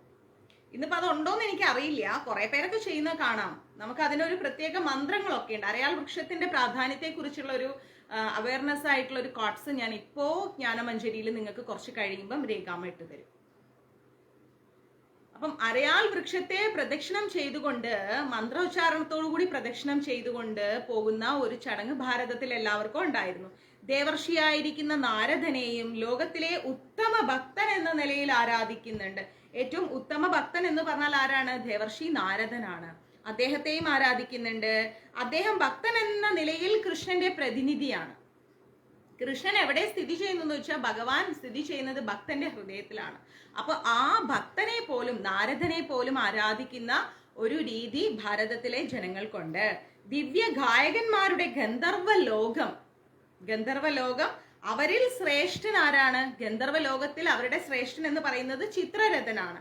അപ്പൊ പൂർണ്ണത നേടിയ ജീവാത്മാക്കളിൽ ദേവഹൂതിയുടെ മകനായിരിക്കുന്ന കപിലനാണ് കൃഷ്ണന്റെ പ്രതിനിധി. ദേവഹൂതിയുടെ മകനാണ് ആര്? കപിലമുനി. അദ്ദേഹത്തിന്റെ പ്രതിനിധിയാണ്. അദ്ദേഹം ആരെ പ്രതിനിധീകരിക്കുന്നു? കൃഷ്ണനെ. കൃഷ്ണന്റെ അവതാരമാണ് ഈ കപിലമുനി എന്ന് പറയുന്നത്. തിരുപ്പതിയിൽ നമ്മൾ കപില തീർത്ഥത്തിൽ പോയിട്ടുണ്ട് അല്ലെ. കപിലമുനി എന്ന് പറയുന്നത് ആരാണ്? കൃഷ്ണന്റെ അവതാരമാണ്. കപിലന്റെ സിദ്ധാന്തം ശ്രീമദ് ഭാഗവതത്തിൽ നമുക്ക് പഠിക്കാനുണ്ട്. അപ്പൊ പിൽക്കാലത്ത് മറ്റൊരു കപിലനും പ്രസിദ്ധി ആർജിച്ചിട്ട്, ക്ഷമിക്കണം, നെറ്റ് ഡിസ്കണക്ട് ആയിപ്പോയി, ശരിയായി. അപ്പോ പിന്നീട് ഒരു കപിലമുനി പ്രസിദ്ധി ആർജിച്ചിട്ടുണ്ട്. അദ്ദേഹം നിരീശ്വരവാദിയാണ്. അപ്പൊ ഈ രണ്ട് പേരും വളരെ വ്യത്യസ്തരാണ്. നിരീശ്വരവാദിയായിരിക്കുന്ന കപിലമുനിയും നമ്മുടെ യഥാർത്ഥ കപിലമുനിയും തമ്മിൽ വ്യത്യാസമുണ്ട്. ക്ലിയർ? ഇനി 27ാമത്തെ ശ്ലോകത്തിലേക്ക് പോകുന്നു. ഉച്ചൈ ശ്രേവ സമശ്വാനാം വിദ്ധിമാ മൃതോദ്ഭവം ഐരാവതം ഗജേന്ദ്രേണാം നാരണാം ച നരാധിപം എന്ന് പറയുന്നു. എന്താ അത്? തീർച്ചയായിട്ടും നമ്മൾ ആൽമരത്തെ പ്രദക്ഷിണം വെക്കണം, അവിടെ കുറച്ചു നേരം ഇരിക്കണം. ഏറ്റവും നല്ല ഓക്സിജൻ ആണ്, എല്ലാ ദേവീദേവന്മാരും കുടികൊള്ളുന്ന വൃക്ഷമാണ്. എപ്പോഴും ആൽമരത്തെ കണ്ടാ നമസ്കരിക്കണം, പ്രദക്ഷിണം വെക്കണം, അതിന്റെ മന്ത്രം നമ്മൾ ചൊല്ലണം. ഓക്കെ, അപ്പൊ ഇവിടെ പറയുന്നത് എന്താണ്? ഉച്ചൈശവസമശ്വാനാം വിദ്ധിമാമൃതോദ്ഭവം എന്ന് പറയുന്നു. അതിന്റെ അർത്ഥം എന്താ? അശ്വങ്ങളിൽ വെച്ചിട്ട് ഞാൻ ഉച്ചൈശവസ്, അമൃതം നേടാനായിട്ട് കലക്കപ്പെട്ട സമുദ്രത്തിൽ തന്നെ പിറന്ന ഒരു കുതിരയാണ് നമ്മൾ എന്തെന്ന് പറയുന്നത്? ഉച്ചൈശവസ് എന്ന് പറയുന്നത്. ഓക്കെ, എന്താണ്? അമൃതം നേടാനായിട്ട് കലക്കപ്പെട്ട സമുദ്രത്തിൽ, അമൃതം നേടാൻ വേണ്ടിയിട്ട് വന്ന സമുദ്രത്തിൽ നിന്ന് വന്ന ഒരു കുതിരയാണ് ഉച്ചൈശവസ്. തെറ്റിപ്പോകരുത് കേട്ടോ. ആനകളിൽ ഇന്ദ്രവാഹനമായിരിക്കുന്ന ഐരാവതം, ഇന്ദ്രൻ വരുന്നത് എങ്ങനെയാണ്? ഐരാവതത്തിന്റെ മുകളിലാണ്. അപ്പൊ ആനകളിൽ ഇന്ദ്രന്റെ വാഹനമായിരിക്കുന്ന ഐരാവതം, മനുഷ്യരിൽ രാജാവുമാണ് ഞാൻ എന്ന് പറയുന്നു ഭഗവാൻ. ഭക്തന്മാരായിരിക്കുന്ന ദേവന്മാരും അഭക്തന്മാരായിരിക്കുന്ന അസുരന്മാരും ഒരിക്കലും അമൃത് നേടാനായിട്ട് സമുദ്രമന്ഥനം നടത്തിയിട്ടുണ്ട്, അല്ലെ? സമുദ്രമന്ഥനം ചെയ്തിട്ടുണ്ടായി, അറിയാലോ ആ കഥയൊക്കെ. അപ്പോ മതിക്കപ്പെട്ട കടലിൽ നിന്ന് അമൃതവും വന്നിട്ടുണ്ട്, വിഷവും വന്നിട്ടുണ്ട്. വിഷത്തെ ആര് കുടിച്ചു? മഹാദേവൻ പാനം ചെയ്തു. അമൃതിൽ നിന്ന് പല പല ജീവികളും ഉണ്ടായിട്ടുണ്ട്. അതിലൊരു ജീവിയാണ് ഉച്ചൈശ്രവസ് എന്ന് പറയുന്ന കുതിര. മറ്റൊന്ന് ഐരാവതം. അമൃതിൽ നിന്ന് ഉത്ഭവിച്ചതുകൊണ്ട് ഈ രണ്ട് മൃഗങ്ങൾക്കും വളരെയധികം പ്രാധാന്യമുണ്ട്. കുതിരയ്ക്കും അത്രയും ഇമ്പോർട്ടൻസ് ഉണ്ട്, ആനയ്ക്കും അത്രയും ഇമ്പോർട്ടൻസ് ഉണ്ട്. അപ്പൊ ഇവ രണ്ടു പേരും കൃഷ്ണന്റെ പ്രതിനിധികളാണ്. ഓക്കെ, മനുഷ്യരിൽ രാജാവ് എന്ന് പറയുന്നത് കൃഷ്ണന്റെ പ്രതിനിധിയാണ്. കൃഷ്ണൻ വിശ്വരക്ഷകനാണ്, അല്ലെ? ലോകത്തിന്റെ രക്ഷകനാണ് ഭഗവാൻ. ദൈവിക ഗുണവിശേഷങ്ങളാൽ പദവിക്ക് അർഹരായവർ തങ്ങളുടെ സാമ്രാജ്യം രക്ഷിച്ചു പോരുന്നു. രാജാവായി കഴിഞ്ഞാല് എന്താണ്?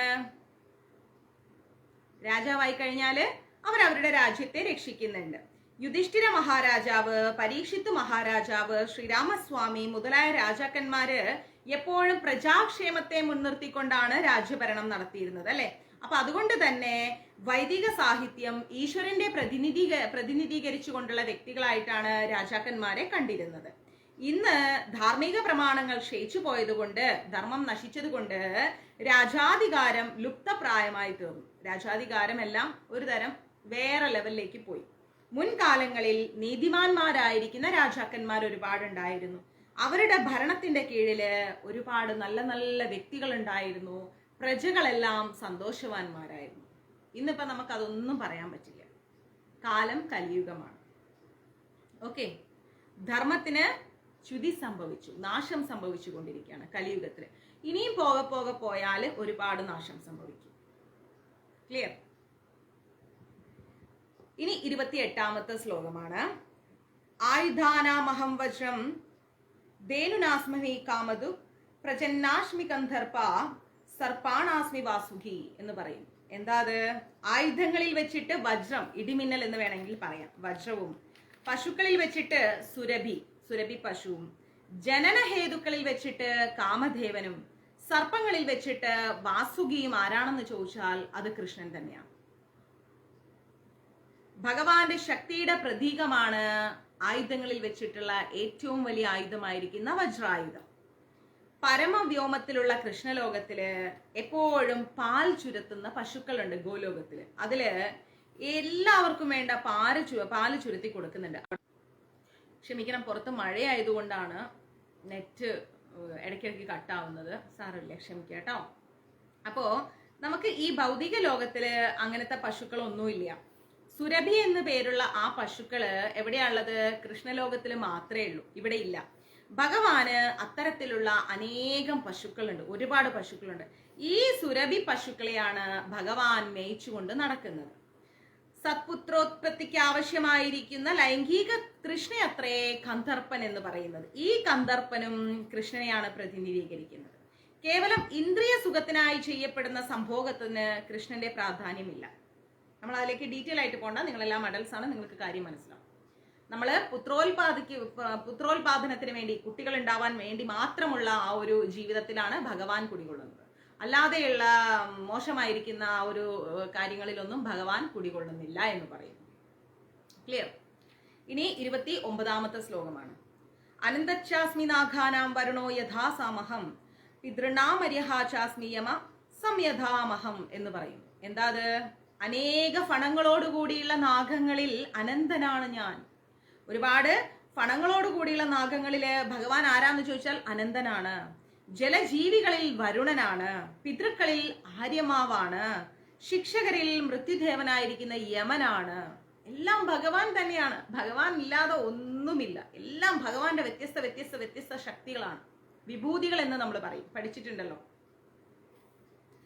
ഇന്നലെ. അനേക ഫണങ്ങളുള്ള നാഗങ്ങളിൽ ഏറ്റവും വലുത് ഏതാണ്? അനന്തനാണ് അല്ലെ. ജലജീവികളിൽ വരുണനാണ് ഏറ്റവും വലുത്. കൃഷ്ണന്റെ പ്രതിനിധികളാണ് ഇവർ രണ്ടുപേരും. വരുണനും അനന്തൻ ആരാന്ന് വെച്ചാൽ ഭഗവാന്റെ പ്രതിനിധികളാണ്. പിതൃക്കളുടേതായുള്ള ലോകത്തിൽ കൃഷ്ണന്റെ പ്രാതിനിധ്യം ആരാണ് വഹിക്കുന്നത്? ആര്യമാവാണ് വഹിക്കുന്നത് അല്ലെ. ദുഷ്കർമ്മികളെ ശിക്ഷിക്കാൻ പല ജീവസത്തുക്കളും ഉള്ളതിൽ ശ്രേഷ്ഠൻ ആരാണ്? ദുഷ്കർമ്മികളെ ആരാ ശിക്ഷിക്കുക? യമനാണ്. ഈ യമൻ ആരാന്ന് ചോദിച്ചാൽ ഭഗവാന്റെ പ്രതിനിധിയാണ്. ഭൂമിക്ക് തൊട്ടടുത്തുള്ള ലോകമാണ് എന്ത്? യമന്റെ ലോകം. ഭൂമിയുടെ തൊട്ടടുത്താണ് യമന്റെ ലോകം സ്ഥിതി ചെയ്യുന്നത്. മഹാപാപികളെ, തെറ്റുകൾ ഒരുപാട് ചെയ്യുന്ന പാപികളെ മരണശേഷം യമൻ അങ്ങോട്ട് എത്തിച്ചിട്ട് പല വിധത്തിലുള്ള ശിക്ഷ കൊടുക്കുന്നുണ്ട്. പ്രത്യേകിച്ച് ദൈവമാണെന്ന് പറഞ്ഞ് നടക്കുന്ന ആൾക്കാർ ദൈവത്തിന് ദൈവത്തിന്റെ സ്ഥാനം തന്നെ കൊടുക്കണം. ഭഗവാൻ ഭഗവാനാണ്, അല്ലാതെ ഞാൻ ഭഗവാനാണെന്ന് സ്വയം പറഞ്ഞു നടന്നാൽ അതാണ് ഏറ്റവും വലിയ തെറ്റ്. അപ്പോ യമൻ എന്താ ചെയ്യുന്നത്? മഹാപാപികളെ, വലിയ വലിയ തെറ്റ് ചെയ്യുന്നവരെ യമന്റെ ലോകത്തേക്ക് കൊണ്ടുപോയിട്ട് അവിടെ ഇട്ട് ശിക്ഷ നടപ്പാക്കും. ആ ശിക്ഷ നടപ്പാക്കുന്ന യമൻ ആരെ പ്രതിനിധീകരിക്കുന്നു? ഭഗവാനെ പ്രതിനിധീകരിക്കുന്നു. ക്ലിയർ? ഇനി 30ാമത്തെ ശ്ലോകമാണ്. 30ാമത്തെ ശ്ലോകത്തിൽ എന്താ പറയുന്നത്? പ്രഹ്ലാദാചാസ്മി ദൈത്യാനാം കാലകലയാധമഹം മൃഗാണാം ച മൃഗനേത്രാഹം വൈനതേയശ്ച പക്ഷിണാം എന്ന് പറയും. ക്ഷമിക്കാട്ടോ, മഴ കാരണമാണ് ക്ലാസ് എന്താ പറയാ കട്ടായി പോകുന്നത്. നെറ്റിന്റെ ഇഷ്യൂ ആണ്. അപ്പൊ ഭഗവാൻ പറയുന്നു, ദൈത്യന്മാരിൽ വെച്ചിട്ട് ഞാൻ ഭക്ത പ്രഹ്ലാദനാണ്.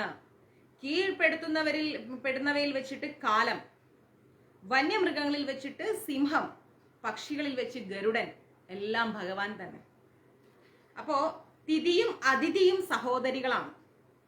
അതിഥിയുടെ മക്കളെ ആദിത്യന്മാരെന്നും തിഥിയുടെ മക്കളെ ദൈത്യരെന്നും പറയുന്നു. ഓർത്തിരിക്കണം കേട്ടോ. തിഥിയും അതിഥിയും സിസ്റ്റേഴ്സ് ആണ്, സഹോദരികളാണ്. അപ്പൊ അതില് തിഥിയുടെ മക്കളെ ആദിത്യരെന്നും അതിഥിയുടെ മക്കളെ ആദിത്യരെന്നും തിഥിയുടെ മക്കളെ ദൈത്യരെന്നുമാണ് പറയുന്നത്. ഓക്കെ, ആദിത്യരും ദൈത്യരും, അതിഥിയും തിഥിയും. ഓർത്തിരിക്കുക. ആദിത്യർ എന്ന് പറഞ്ഞാൽ ഭഗവാന്റെ ഭക്തരാണ്. ദൈത്യന്മാരാണെങ്കിലോ നിരീശ്വരവാദികളാണ്. പ്രഹ്ലാദന്റെ കുലത്തിൽ പ്രഹ്ലാദൻ എവിടെയാ ജനിക്കുന്നത്? ദൈത്യകുലത്തിലാണ് ജനിക്കുന്നത്. എങ്കിലും ചെറുപ്പം മുതലേ ഒരു മഹാഭക്തനായിരുന്നു ആര്? പ്രഹ്ലാദ് മഹാരാജ്. ഭക്തി സാധനയും ദൈവിക പ്രകൃതിയും ഉള്ളതുകൊണ്ട് അദ്ദേഹം ആരായി? കൃഷ്ണന്റെ പ്രതിനിധീകരിക്കുന്ന ഒരു വ്യക്തിയായി മാറി. കീഴടക്കുവാൻ കഴിവുള്ള ഒരുപാട് കാര്യങ്ങൾ ഈ ലോകത്തുണ്ട്. കാലത്തിനാണ് ഭൗതിക പ്രപഞ്ചത്തിൽ ഏതൊന്നിനെയും മറികടക്കാൻ സാധിക്കുന്നത്. കാലം മറികടക്കാത്ത ഒന്നുമില്ല. എല്ലാം കാലത്തിന് പിന്നിലാണ്. റെസ്റ്റ് എടുക്കും മാതാജി. ദൈത്യൻ എന്ന് പറഞ്ഞ അസുരന്മാരാണ്. കാലം മായ്ക്കാത്ത ഒന്നും തന്നെയില്ല. കാലം ചവിട്ടി താഴെയിടാത്ത ഒന്നും തന്നെയില്ല. കാലം ചോദിക്കാത്ത ഒന്നുമില്ല. എന്താര് ചെയ്താലും അത് കാലം അത് ചോദിച്ചിരിക്കും. അപ്പോ ആ കാലത്തിനാണ് എല്ലാത്തിനെയും മറികടക്കാനുള്ള ശക്തിയുള്ളത്. ഈ കഴിവ് കാലത്തെ ഭഗവാനെ പ്രതിനിധീകരിക്കുന്നു. അതൊരു മഹാശക്തിയാണ് അല്ലെ. മൃഗങ്ങളിൽ വെച്ചിട്ട് കരുത്താർക്കാണ്? സിംഹത്തിനാണ്. ഭയാനകമാണ് സിംഹം. നാനാവിധ പക്ഷികൾ ഉള്ളതില് വിഷ്ണുവിന്റെ വാഹനമാണ് എന്ത്? ഗരുഡൻ. അപ്പൊ ഇതെല്ലാം ഭഗവാനാണ്. അതുകൊണ്ടാണ് ഭഗവാനെ നമ്മൾ അഖില കോടി ബ്രഹ്മാണ്ഡ നായകൻ, പരമദിവ്യോത്തമ പുരുഷൻ എന്ന് വിളിക്കുന്നത്. എല്ലാം ഭഗവാനായതുകൊണ്ട്. ഓക്കെ, ഇനി 31ാമത്തെ ശ്ലോകം എന്താണ്? പവനപവസ്താസ്മി മാമാ ശാസ്ത്രവൃഥാമഹം ജഷാണാം മകരശ്ചാമി സ്തോത്രസാസ്മി ജാൻവി എന്ന് പറയുന്നു. ജലജന്തുക്കളിൽ വെച്ചിട്ട് വലിപ്പം കൂടിയ മനുഷ്യർക്ക് ആപത്കരവുമെന്നാണ് എന്ത്? സ്രാവ് എന്ന് പറയുന്നു അല്ലെ. സ്രാവ് എന്ന് പറഞ്ഞ മീൻ അറിയാലോ. ജലജന്തുക്കളിൽ വെച്ചിട്ട് വലുതാണ്, മനുഷ്യർക്ക് ആപത്ത് നൽകുന്നതാണ് സ്രാവ് എന്ന് പറയുന്ന മീൻ. ഇതും കൃഷ്ണന്റെ പ്രതിനിധി തന്നെ. ഈ പറയുന്ന ഈ ഒരു മത്സ്യം എന്ന് പറയുന്നതും കൃഷ്ണന്റെ പ്രതിനിധി തന്നെ. ഇനി 32ാമത്തെ ശ്ലോകം. ഇതെല്ലാം കുട്ടി കുട്ടി ശ്ലോകമാണ് കേട്ടോ. എല്ലാം ചെറിയ ചെറിയ ശ്ലോകങ്ങളാണ്. ഇനി അടുത്ത ശ്ലോകം എന്ന് പറയുന്നത് 32ാമത്തെ ശ്ലോകം എന്താണ്? സർഗാണാമാതിരന്തശ്ച മദ്യം ചൈവാഹമർജുന ആദിത്യാത്മാ വിദ്യാനാം വാദ്യ പ്രവധാമഹം എന്ന് പറയുന്നു. സൃഷ്ടിയുടെ ആദി മധ്യാന്ത അവസാനങ്ങളും ഞാൻ തന്നെ. സൃഷ്ടിയിൽ തുടങ്ങുന്നതും നടത്തുന്നതും അവസാനിപ്പിക്കുന്നതും ഭഗവാൻ തന്നെ. അർജുന, ശാസ്ത്രങ്ങളിൽ വെച്ചിട്ട് ആധ്യാത്മിക ശാസ്ത്രവും ഭഗവാൻ തന്നെ, തർക്കശാസ്ത്രങ്ങളിൽ വെച്ചിട്ട് നിർണയ സത്യവും ഞാൻ തന്നെ. എല്ലാം ഭഗവാൻ തന്നെ, ഒന്നും ഭഗവാനിൽ നിന്ന് വ്യത്യസ്തമേ അല്ല. സൃഷ്ടികളിൽ ആദ്യത്തേത് ഭൗതിക മൂലകങ്ങളാണ് അല്ലെ. സൃഷ്ടിയിൽ ആദ്യം ഉണ്ടായിരിക്കുന്നത് ഭൗതിക മൂലകങ്ങളാണ്. അതില് മുമ്പ് പറഞ്ഞതുപോലെ മഹാവിഷ്ണു, ഗർഭോദകശായിയായ വിഷ്ണു, ക്ഷീരോദകശായിയായ വിഷ്ണു എന്നിവരത്രേ വിശ്വവിഷ്കാരത്തെ സൃഷ്ടിപ്പിക്കുന്നതും പ്രവർത്തിപ്പിക്കുന്നതും. ഭഗവാനിൽ നിന്ന് വന്ന കാരണോദകശായിയായ വിഷ്ണു, ഗർഭോദകശായിയായ വിഷ്ണു, ക്ഷീരോദകശായിയായ വിഷ്ണു, ഇവരൊക്കെ തന്നെയാണ് ഈ സൃഷ്ടി ചെയ്യുന്നതും നിലനിർത്തുന്നതും അവസാനിപ്പിക്കുന്നതല്ലേ. ഇതെല്ലാം ഭഗവാനെ പ്രതിനിധീകരിച്ചുകൊണ്ടാണ്. പ്രപഞ്ച സംഹാരം ചെയ്യുന്നത് ശിവനാണ്. ബ്രഹ്മാവിന് സൃഷ്ടാവ് എന്ന നിലയ്ക്ക് 2ാം സ്ഥാനമേ ഉള്ളൂ. ഭഗവാന്റെ പ്രകൃതി ഗുണങ്ങളുടെ അവതാരങ്ങളാണ് ഈ സൃഷ്ടി സ്ഥിതി സംഹാര ദേവകൾ അല്ലെ. ഭഗവാന്റെ പ്രകൃതി ഗുണങ്ങളുടെ അവതാരങ്ങളാണ് സൃഷ്ടി നടത്തുകയും സ്ഥിതി നടത്തുകയും അവസാനിപ്പിക്കുകയും എല്ലാം. അതിനാൽ സൃഷ്ടിജാലത്തിന്റെ ആദിമത്യാന്തങ്ങൾ എന്താന്ന് ചോദിച്ചാൽ അത് ഭഗവാൻ തന്നെയാണ്. തുടക്കവും ഒടുക്കവും നിലനിർത്തത്തും എല്ലാം എന്താന്ന് ചോദിച്ചാൽ ഭഗവാൻ തന്നെയാണ്. അപ്പൊ ഭഗവാന്റെ ശക്തിയെ കുറിച്ചൊന്ന് ചിന്തിച്ചു നോക്കുക. ഉന്നത പഠനത്തിന് വരുന്ന വൈജ്ഞാനിക ഗ്രന്ഥങ്ങൾ, അതായത് 4 വേദങ്ങൾ അല്ലെ, അവയുടെ 6 അംഗങ്ങൾ, 4 വേദങ്ങൾ, അവയുടെ 6 അംഗങ്ങള്, വേദാന്ത സൂത്രം, ന്യായശാസ്ത്രം, മതഗ്രന്ഥങ്ങൾ, പുരാണങ്ങൾ എന്നിങ്ങനെ പഠിക്കേണ്ടുന്ന കൃതികളെല്ലാം തന്നെ 14 വിധം. ഇതിൽ ആധ്യാത്മിക വിദ്യ എന്ന് പറയുന്നത്, വിശേഷിച്ച് വേദാന്ത സൂത്രം എന്ന് പറയുന്നത് ഭഗവാൻ കൃഷ്ണൻ തന്നെയാണ്. താർക്കരികളില് വിവിധ തരത്തിലുള്ള വാദമുഖങ്ങളുണ്ട്. തർക്കിക്കുന്നവർക്ക് വിവിധ തരത്തിലുള്ള വാദമുഖങ്ങളുണ്ട്. തെളിവ് സഹിതം ഒരാളുടെ വാദഗതിയെ ന്യായീകരിക്കുന്നതിനോടൊപ്പം എതിർഭാഗത്തെയും ന്യായീകരിക്കുന്നതിനെ ജൽപ്പം എന്ന് പറയുന്നു. ജൽപ്പം എന്ന് പറഞ്ഞാൽ ഒരു വ്യക്തിയുടെ വാദത്തിൽ വരുമ്പോൾ തെളിവ് സഹിതം ന്യായീകരിക്കുന്നതിനെയും ഓപ്പോസിറ്റ് നിൽക്കുന്ന വ്യക്തി പറയുന്നതാണെന്ന് ശരിയെന്ന് പറയുന്നതിനെയും ജൽപ്പം എന്ന് പറയുന്നു.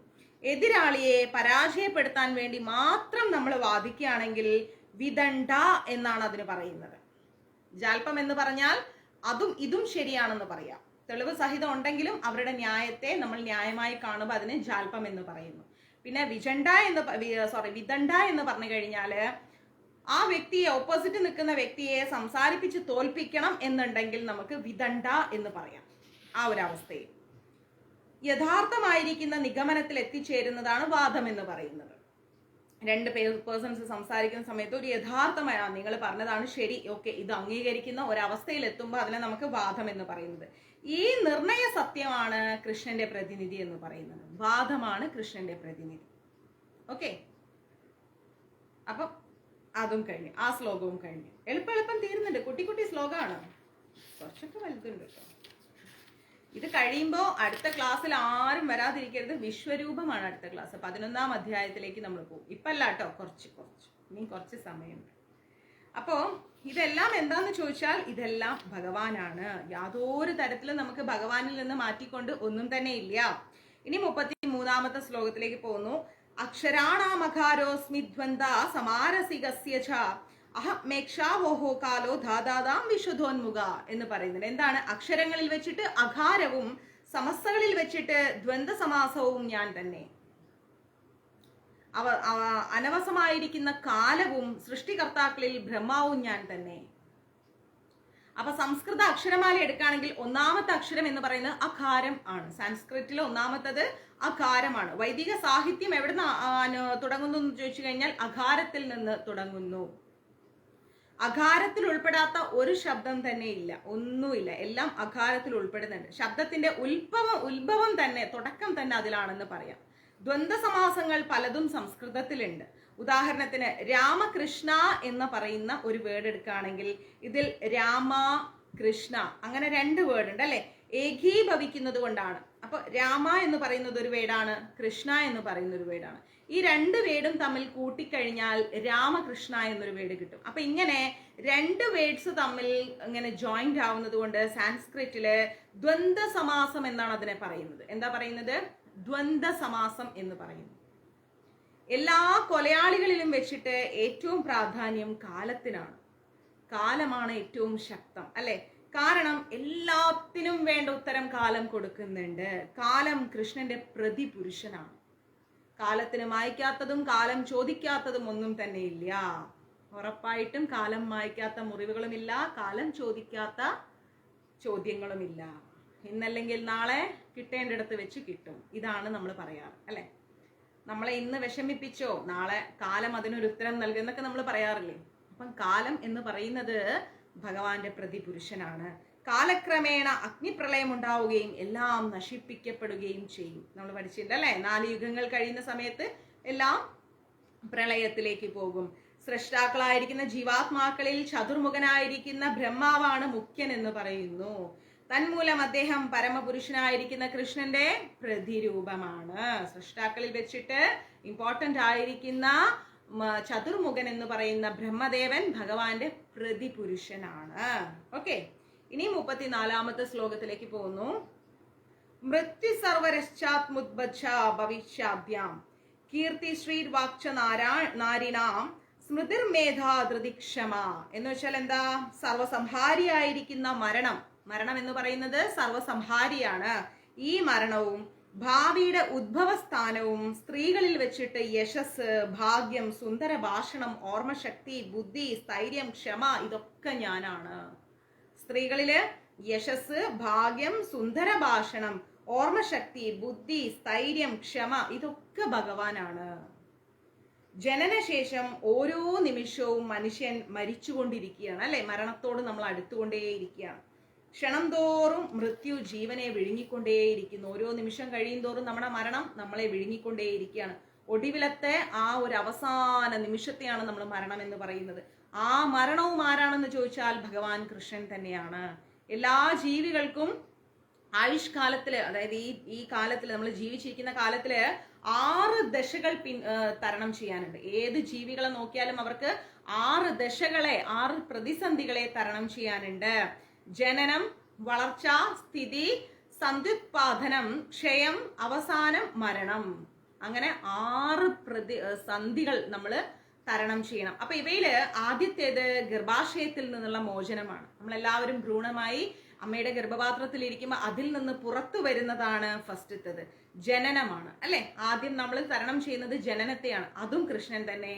ജനനം എന്ന ആദ്യ ദശയാണ് എല്ലാത്തിന്റെയും തുടക്കം, അല്ലെ? അതാരാന്ന് ചോദിച്ചാൽ ഭഗവാൻ കൃഷ്ണൻ തന്നെ. മുൻ പറഞ്ഞ 7 വിഭൂതികൾ, അതായത് യശസ്, ഭാഗ്യം, നല്ല വാക്ക്, ഓർമ്മശക്തി, ബുദ്ധി, സ്ഥൈര്യം, ക്ഷമ, ഇങ്ങനെ 7 വാക്കുകൾ നോക്കുകയാണെങ്കിൽ സ്ത്രീലിംഗങ്ങളായിട്ടാണ് പറയപ്പെടുന്നത്. ഈ 7 കാര്യത്തെയും നമ്മൾ സ്ത്രീലിംഗങ്ങളായിട്ടാണ് പറയപ്പെടുന്നത്. ഇവയില് എല്ലാമോ ചിലതെങ്കിലും ഉണ്ടെങ്കിലും ഒരാൾ കീർത്തിമാനാകും. ഇതിൽ ഏതെങ്കിലും ഒക്കെ ഉണ്ടെങ്കിൽ തന്നെ ആ വ്യക്തി ഭയങ്കരം കീർത്തിമാനാകുന്ന പറയുന്നത്. യശസ്, ഭാഗ്യം, നല്ല വാക്ക്, ഓർമ്മശക്തി, ബുദ്ധി, സ്ഥൈര്യം, ക്ഷമ. അതാ പറയുന്നത് നമുക്ക് വയലൻസ് വേണ്ട, സൈലൻസ് മതി എന്ന് പറയുന്നത്. ഈ 7 കാര്യങ്ങളിൽ എല്ലാം ഉണ്ടെങ്കിൽ സൂപ്പറായി. ഇനി ഏതെങ്കിലും ഒക്കെയാണ് ഉള്ളതെങ്കിലും ആ വ്യക്തി കീർത്തിമാനാകും. നീതിനിഷ്ഠൻ എന്ന് പേരെടുത്തവൻ കീർത്തിമാനാകുന്നു. നീതിയോടുകൂടി ജീവിക്കുന്നവൻ ഉറപ്പായിട്ടും ഫേമസ് ആവും, കീർത്തിമാനാകും. തികവുറ്റ ഭാഷ എന്ന നിലയ്ക്ക് ആദരാർഹമാണ് സംസ്കൃതം. ഏറ്റവും നല്ല ഭാഷ ഏതാന്ന് ചോദിച്ചാൽ സംസ്കൃതമാണ്. പഠിച്ചു കഴിഞ്ഞ ഒരു വിഷയം പിന്നീട് ഓർമ്മയിൽ സൂക്ഷിക്കാൻ പറ്റുന്ന ഒരു മെമ്മറി, ഒരു സ്മൃതി, അതാണ് സ്മൃതി എന്ന് പറയുന്നത്. നമ്മൾ പഠിച്ചൊരു കാര്യം ഓർമ്മയിൽ എന്നെന്നും സൂക്ഷിക്കാൻ പറ്റുന്നതിനെ സ്മൃതി എന്ന് പറയുന്നു. വ്യത്യസ്തമായിരിക്കുന്ന വിഷയങ്ങളെ കുറിച്ച് നമ്മൾ പഠിക്കുക, ആ ഗ്രന്ഥങ്ങൾ വായിക്കുക മാത്രമല്ല, അവയെ നമ്മൾ മനസ്സിലാക്കിക്കൊണ്ട് നമ്മൾ സന്ദർഭങ്ങൾക്ക് അനുസരിച്ച് പ്രയോഗിക്കുന്ന സമയത്ത് അത് പ്രയോഗിക്കാനുള്ള ഒരു കഴിവ്, ആ കഴിവ് നമുക്ക് കിട്ടിക്കഴിഞ്ഞാൽ അതിനെ നമുക്ക് ബുദ്ധി എന്ന് പറയാം, മേധ എന്ന് പറയാം. നമുക്ക് ഓരോരോ കാര്യങ്ങൾ പഠിച്ചിട്ട് സാഹചര്യത്തിനനുസരിച്ച് അത് പ്രയോഗിക്കാൻ സാധിച്ചാൽ അത് ബുദ്ധി എന്ന് പറയും, മേധ.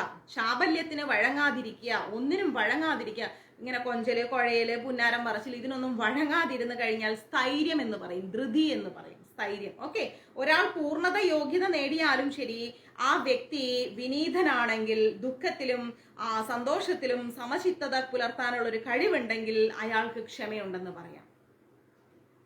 മനസ്സിലായില്ലേ? ഏത് വലിയ പ്രശ്നം വന്നാലും ശരി, എത്ര അറിവുണ്ടെങ്കിലും നമ്മൾ അത് ദുഃഖമായാലും സന്തോഷമായാലും നമ്മൾ അതിനെ സമചിത്തതയോടുകൂടി കൈകാര്യം ചെയ്യുന്നെങ്കിൽ ആ വ്യക്തിക്ക് എന്തായി, അയാൾക്ക് ക്ഷമയുണ്ടെന്ന് നമുക്ക് പറയാൻ പറ്റും.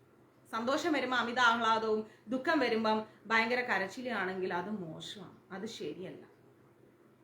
ഓക്കെ, ഇനി നമുക്ക് 35-ാമത്തെ ശ്ലോകമാണ്. ബൃഹസ്സാസ്മാ തഥാ സാമ്നം ഗായത്രി ഛന്ദസാമഹം മാസാനാം മാർഗശീർഷോഹം ഋതുന കുസുമാഘര എന്ന് പറയുന്നു. എന്താ അത്? സാമവേദങ്ങളിൽ വെച്ചിട്ട്, സാമസൂക്തങ്ങളിൽ വെച്ചിട്ട് ബൃഹത് സാമവും, ഛന്ദസ്സുകളിൽ വെച്ചിട്ട് ഗായത്രി മന്ത്രവും, മാസങ്ങളിൽ മാർഗശീർഷം. എപ്പോഴാ അത്? നവംബർ ഡിസംബറിലാണ് മാർഗശീർഷം എന്ന് പറയുന്നത്. അപ്പോൾ ഋതുക്കളിൽ വെച്ചിട്ട് വസന്തവുമാണ് ഞാൻ. ആഹാ, ഭഗവാനെ കുറിച്ച് എക്സ്പ്ലെയിൻ ചെയ്യുമ്പോൾ എത്ര മനോഹരമായിരിക്കുന്നു അല്ലെ? അപ്പൊ എത്ര വലിയ ടോപ്പസ്റ്റ് ആയിട്ടിരിക്കുന്ന ഒരാളാണ് ദ സുപ്രീം ലോർഡ് കൃഷ്ണ എന്ന് പറയുന്നത്. ആ കൃഷ്ണനെ നമ്മൾ അറിയുന്നില്ല, നമ്മൾ ചുമ്മാ ഇങ്ങനെ എന്തോ ഭഗവാനെ ഭഗവാനെ ഭഗവാനെ എന്ന് പറഞ്ഞുകൊണ്ട് നടക്കുന്നു. ഭഗവാന്റെ വലിപ്പം എന്താണെന്ന് മനസ്സിലാക്കാതെ. തെറ്റല്ലേ അത്? വേദങ്ങളിൽ താൻ സാമവേദമാണെന്ന് ഭഗവാൻ മുമ്പേ പറഞ്ഞിട്ടുണ്ട്. വേദങ്ങളിൽ വെച്ചിട്ട് സാമവേദമാണ് ഭഗവാൻ. വിവിധ ദേവന്മാര് പാടിയ മനോഹരമായിരിക്കുന്ന കുറെ ഗീതങ്ങളുണ്ട്, അതാണ് സാമവേദം എന്ന് പറയും. ഇവിടെയുണ്ട് സാമവേദം. അപ്പൊ അതാണ് സാമവേദം അല്ലെ? ഇവ ആകർഷകമായിരിക്കുന്ന പാതിരാവിൽ പാടുന്നമായിരിക്കുന്ന ഒരു ഗീതമാണ് ബൃഹത് സമം എന്ന് പറയുന്നത്. അപ്പോ സംസ്കൃത കവിതയ്ക്കൊക്കെ കുറച്ച് നിയമങ്ങളുണ്ട്. അതിന്റെ താളവും വൃത്തങ്ങളും നമ്മൾ ഈ പറയുന്ന ഇപ്പോഴത്തെ സ്റ്റൈലിസ്റ്റ് സോങ്സ് പോലെ നമ്മൾ ഉപയോഗിക്കാൻ പാടില്ല.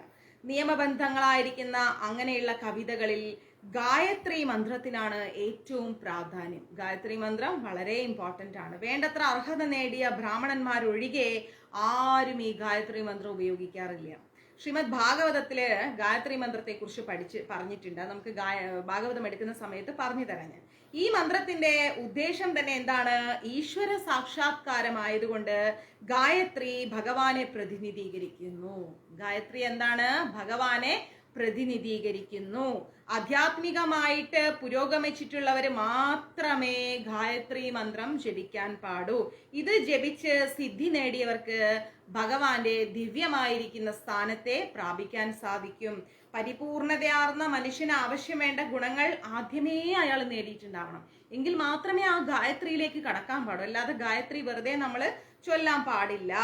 ഭൗതിക ലോകത്തിലെ നിയമങ്ങൾക്കനുസരിച്ചുള്ള സാത്വിക ഗുണങ്ങൾ ഉൾപ്പെടും. എങ്കിലും നമ്മൾ ഗായത്രി ചൊല്ലാൻ എന്താണ്? ഒരുപാട് നിയമങ്ങൾ നമുക്ക് വേണം. ഇങ്ങനെ പരിപൂർണതയാർന്നവന് മാത്രമാണ് ഗായത്രി ജപിക്കാനുള്ള അവകാശമുള്ളൂ. വൈദിക സംസ്കൃതിയില് അതിപ്രാധാന്യമാണ് ഗായത്രി മന്ത്രം എന്ന് പറയുന്നത്. ശബ്ദാവതാരമാണ് ഗായത്രി. അതുകൊണ്ട് ഉപദേഷ്ടാവായിരിക്കുന്ന ബ്രഹ്മാവിൽ നിന്ന് ഗുരുശിഷ്യ പരമ്പരയിലൂടെ മാത്രം പിൻതലമുറയ്ക്ക് കിട്ടിയിരിക്കുന്ന ഉപദേശമാണ് എന്ത്? ഗായത്രി എന്ന് പറയുന്നത്. വെറുതെ ഒന്നും നമ്മൾ അവിടെയും ഇവിടെയും വായിച്ചിട്ടും കേട്ടിട്ടും ഒന്നും ചൊല്ലാൻ പാടില്ല. ഭാരതത്തിലെ ഡിസംബർ നവംബർ എന്ന് പറയുന്നത് ഉത്തമമായിരിക്കുന്ന ഒരു കാലമാണ്. November December. അപ്പോ ധാന്യങ്ങളൊക്കെ വിളഞ്ഞ് കൊയ്തെടുക്കുന്ന ഒരു കാലം. അപ്പൊ അതുകൊണ്ട് ജനങ്ങൾ അപ്പോ സ്വാഭാവികമായിട്ടും വളരെ സന്തോഷവാന്മാരായിരിക്കും. നവംബർ ഡിസംബർ മാസത്തില് വലിയ ചൂടുണ്ടാവില്ല, ചെറിയ തണുപ്പായിരിക്കും. പിന്നെ നമ്മുടെ വൃശ്ചിക മാസം, മണ്ഡലമാസം, ഒരുപാട് വ്രതാനുഷ്ഠാനങ്ങളോടുകൂടി നല്ല വിളവെടുപ്പുള്ള ഒരു കാലം. അതുകൊണ്ട് തന്നെ എല്ലാവരും വളരെയധികം ഹാപ്പി ആയിരിക്കും. അപ്പൊ ശീതോഷ്ണങ്ങൾക്ക് സമതുലിതമുള്ളതും ചെടികളും പൂക്കളും ഒക്കെ തഴച്ചു വളരുന്നതുമായിരിക്കുന്ന ഈ വസന്തകാലത്തില് ലോകത്തിൽ ഏറ്റവും പ്രിയപ്പെട്ട സമയമായിട്ടാണ് ഈ നവംബർ ഡിസംബർ കാലത്തെ കാണുന്നത്. ആ സമയം എന്ന് പറയുന്നത്, വസന്തകാലം എന്ന് പറയുന്നത് ഭഗവാൻ തന്നെയാണ്. കൃഷ്ണലീലകളെ ഓർമ്മിപ്പിക്കുന്ന ആഘോഷങ്ങൾ പലതും വസന്തകാലത്തിലാണ് കൊണ്ടാടിക്കൊണ്ടിരിക്കുന്നത്. അതുകൊണ്ട് ഇത് ഋതുക്കളിൽ വെച്ചിട്ട് ആനന്ദകരമാണ്. അത് കൃഷ്ണന്റെ പ്രാതിനിധ്യമുള്ളതാണ്. അപ്പൊ അതുകൊണ്ട് തന്നെ ഈ വസന്തകാലം എന്ന് പറഞ്ഞാൽ എന്താണ്? ഭഗവാൻ തന്നെയാണ് എന്നാ പറയുന്നത്. അപ്പം ഇത്രയും ഇമ്പോർട്ടൻ്റ് ആണ് നമ്മുടെ ഭഗവാൻ. തീർന്നിട്ടില്ല, ഇനിയുണ്ട്. 42 ശ്ലോകങ്ങളുണ്ട്. നമ്മളിപ്പോ 35 ശ്ലോകം കഴിഞ്ഞു. ഇനി 36ാമത്തെ ശ്ലോകമാണ്. അത് നാളെ എടുക്കാം. അപ്പോ ഇത്രയും ഇമ്പോർട്ടൻ്റ് ആയിരിക്കുന്ന ഭഗവാനെ മനസ്സിലാക്കാൻ നമുക്ക് ഇനി ഒരു നിമിഷം പോലും വൈകാൻ പാടില്ല. ഭഗവാനെ മനസ്സിലാക്കുക, ഭഗവാനെ തിരിച്ചറിയുക, ഭഗവാനെ സ്നേഹിക്കുക, അദ്ദേഹത്തിന്റെ തൃപാദങ്ങളിൽ അഭയം പ്രാപിക്കുക. എന്താണ് അദ്ദേഹം എന്ന് കുറച്ചെങ്കിലും നമുക്ക് മനസ്സിലായിണ്ടാവും, 1% അല്ലെ. ആ 1%ലൂടെ സാക്ഷാൽ ഗുരുവായൂരപ്പൻ എന്താണെന്ന് തിരിച്ചറിഞ്ഞ് ഭഗവാന്റെ സമക്ഷം എത്താനുള്ള ഈ ജീവിതയാത്ര ഏറ്റവും പരിപൂർണമായി കിട്ടണമെങ്കിൽ നമ്മൾ ഏകാദശി എടുക്കണം, അതുപോലെ നോൺ വെജ് ഉപേക്ഷിക്കണം, നല്ല ഒരു സാത്വിക ലൈഫിലേക്ക് നമ്മൾ വരണം, വേണ്ടേ? ഈ സാത്വിക ലൈഫിലൂടെ മാത്രമേ ഭഗവാന്റെ അടുത്തേക്ക് എത്താൻ പറ്റൂ. അതിന് വേണ്ടിയിട്ട് ഞാൻ എല്ലാ ക്ലാസ്സിലും പറയുന്നു, മൈൻഡ് ഫ്രീ ആക്കി വെക്കുക. നമ്മൾ ചെയ്യേണ്ട ജോലികൾക്ക് ഇമ്പോർട്ടൻസ് കൊടുക്കുക. അത് നമ്മുടെ കടമയാണ്, കർത്തവ്യമാണ്, കർമ്മമാണ്. അപ്പം ആ കർമ്മം നമ്മൾ ചെയ്യുക, ഭഗവാന്റെ തൃപ്പാദങ്ങളിൽ നമ്മൾ അഭയം പ്രാപിക്കുക. അതിന്റെ റിസൾട്ട് എന്ത് എന്നുള്ളത് നമ്മൾ നോക്കണ്ട. റിസൾട്ട് പ്രതീക്ഷിച്ചല്ലോ നമ്മൾ കർമ്മം ചെയ്യുന്നത്, ഒരിക്കലുമല്ല. സാക്ഷാൽ ഗുരുവായൂരപ്പൻ നമുക്ക് അതിനു വേണ്ട അനുഗ്രഹം തരും. അത് എന്ത് തന്നെ ആയാലും നമ്മൾ ചെയ്യുന്ന പ്രവൃത്തിയുടെ നന്മയുള്ളതിന്റെ ഫലം അത് ഗുരുവായൂരപ്പൻ തരും. അത് തേടി നമ്മൾ പോണ്ട, കിട്ടാൻ വൈകുന്നത് എന്തേ എന്ന് ചിന്തിച്ച് വിഷമിക്കേണ്ട. തരേണ്ടത് കൃത്യമായ സമയത്ത് ഭഗവാൻ സന്തോഷത്തോടു കൂടി നമ്മൾ പ്രതീക്ഷിച്ചതിലും കൂടുതലായിട്ട് തരും. ആ ഒരു പരമമായിരിക്കുന്ന കാരുണ്യത്തെ നമ്മൾ എന്താ ചെയ്യേണ്ടത്? കാത്തിരുന്ന് ഭഗവാനോട് ചോദിക്കാതെ തന്നെ ഇരിക്കുക. അദ്ദേഹം എല്ലാം നൽകും. പിന്നെ ഗായത്രി മന്ത്രത്തെക്കുറിച്ച് സ്തുതി പറഞ്ഞതുപോലെ ഒരു ബുക്കിൽ നിന്ന് എടുത്തിട്ടോ ഒരു മൊബൈലിൽ കണ്ടത് കൊണ്ടോ ജപിക്കേണ്ട കാര്യമല്ല ഗായത്രി എന്ന് പറയുന്നത്. ഗായത്രിക്ക് അതിൻ്റെതായ ഇമ്പോർട്ടൻസ് ഉണ്ട്. അത് നമ്മുടെ ഗുരുശിഷ്യ പരമ്പരയിലൂടെ മാത്രമേ ലഭിക്കൂ. യഥാർത്ഥ ഗുരുവിൽ നിന്ന് ഗായത്രി വാങ്ങുക, അതിൻ്റെ സവിശേഷതകളെ കുറിച്ച് പഠിക്കുക, എങ്ങനെ ജപിക്കണം എന്നുള്ളത് മനസ്സിലാക്കുക, അതിന് യോഗ്യത നമ്മൾ നേടിയിട്ടുണ്ടോ എന്ന് തിരിച്ചറിയുക. ഗുരു പറഞ്ഞാൽ അദ്ദേഹത്തിൻ്റെ ഉപദേശപ്രകാരം മാത്രം ഗായത്രി ജപിക്കുക. അല്ല എങ്കിൽ അതിൻ്റെ ഫലം ദുരിതപൂർണമായിരിക്കും. അതൊന്നും നമുക്ക് വേണ്ട. ഓക്കെ, നമ്മൾ സമാധാനത്തോടെ സന്തോഷത്തോടെ കൃഷ്ണന്റെ ലോകത്തേക്ക് പോകാൻ വന്ന ജീവാത്മാക്കളാണ്. ആ പരമാത്മാവിലേക്കുള്ള യാത്രയ്ക്ക് നമുക്ക് യാതൊരുവിധ തടസ്സങ്ങളും നമ്മളായിട്ട് സൃഷ്ടിക്കരുത്. ആൾദൈവങ്ങളിൽ വിശ്വസിക്കാതിരിക്കുക. ആൾദൈവങ്ങളില്ല. ഓക്കെ, ആൾദൈവങ്ങളൊന്നുമല്ല, ഈശ്വരനാണ്. ഈശ്വരൻ അത് സാക്ഷാൽ ഗുരുവായൂരപ്പനാണ്. ആ ഗുരുവായൂരപ്പനെ മാത്രം തൃപാദങ്ങളിൽ നമ്മൾ എന്താ പറയുക, ഭഗവാന്റെ തൃപാദങ്ങളിൽ നമ്മൾ അഭയം പ്രാപിക്കുക. ആ ഒരു ഭഗവാന്റെ താമരപ്പൂ പോലെ മൃദുലമായിരിക്കുന്ന, അല്ലെങ്കിൽ അതിലേറെ മൃദുലമായിരിക്കുന്ന ആ പാദം ചിന്തിച്ചുകൊണ്ട് ജീവിച്ച് മുന്നേറാം. ഓക്കെ, ഹരേ കൃഷ്ണ. സർവം കൃഷ്ണാർപ്പണമസ്തു. പ്രഭുപാദ് കി ജയ്, ഗുരു മഹാരാജ് കി ജയ്, രാധാ പവനപുരേഷൻ കി ജയ്. ഓം ശ്രീ മാത്രേ നമഃ.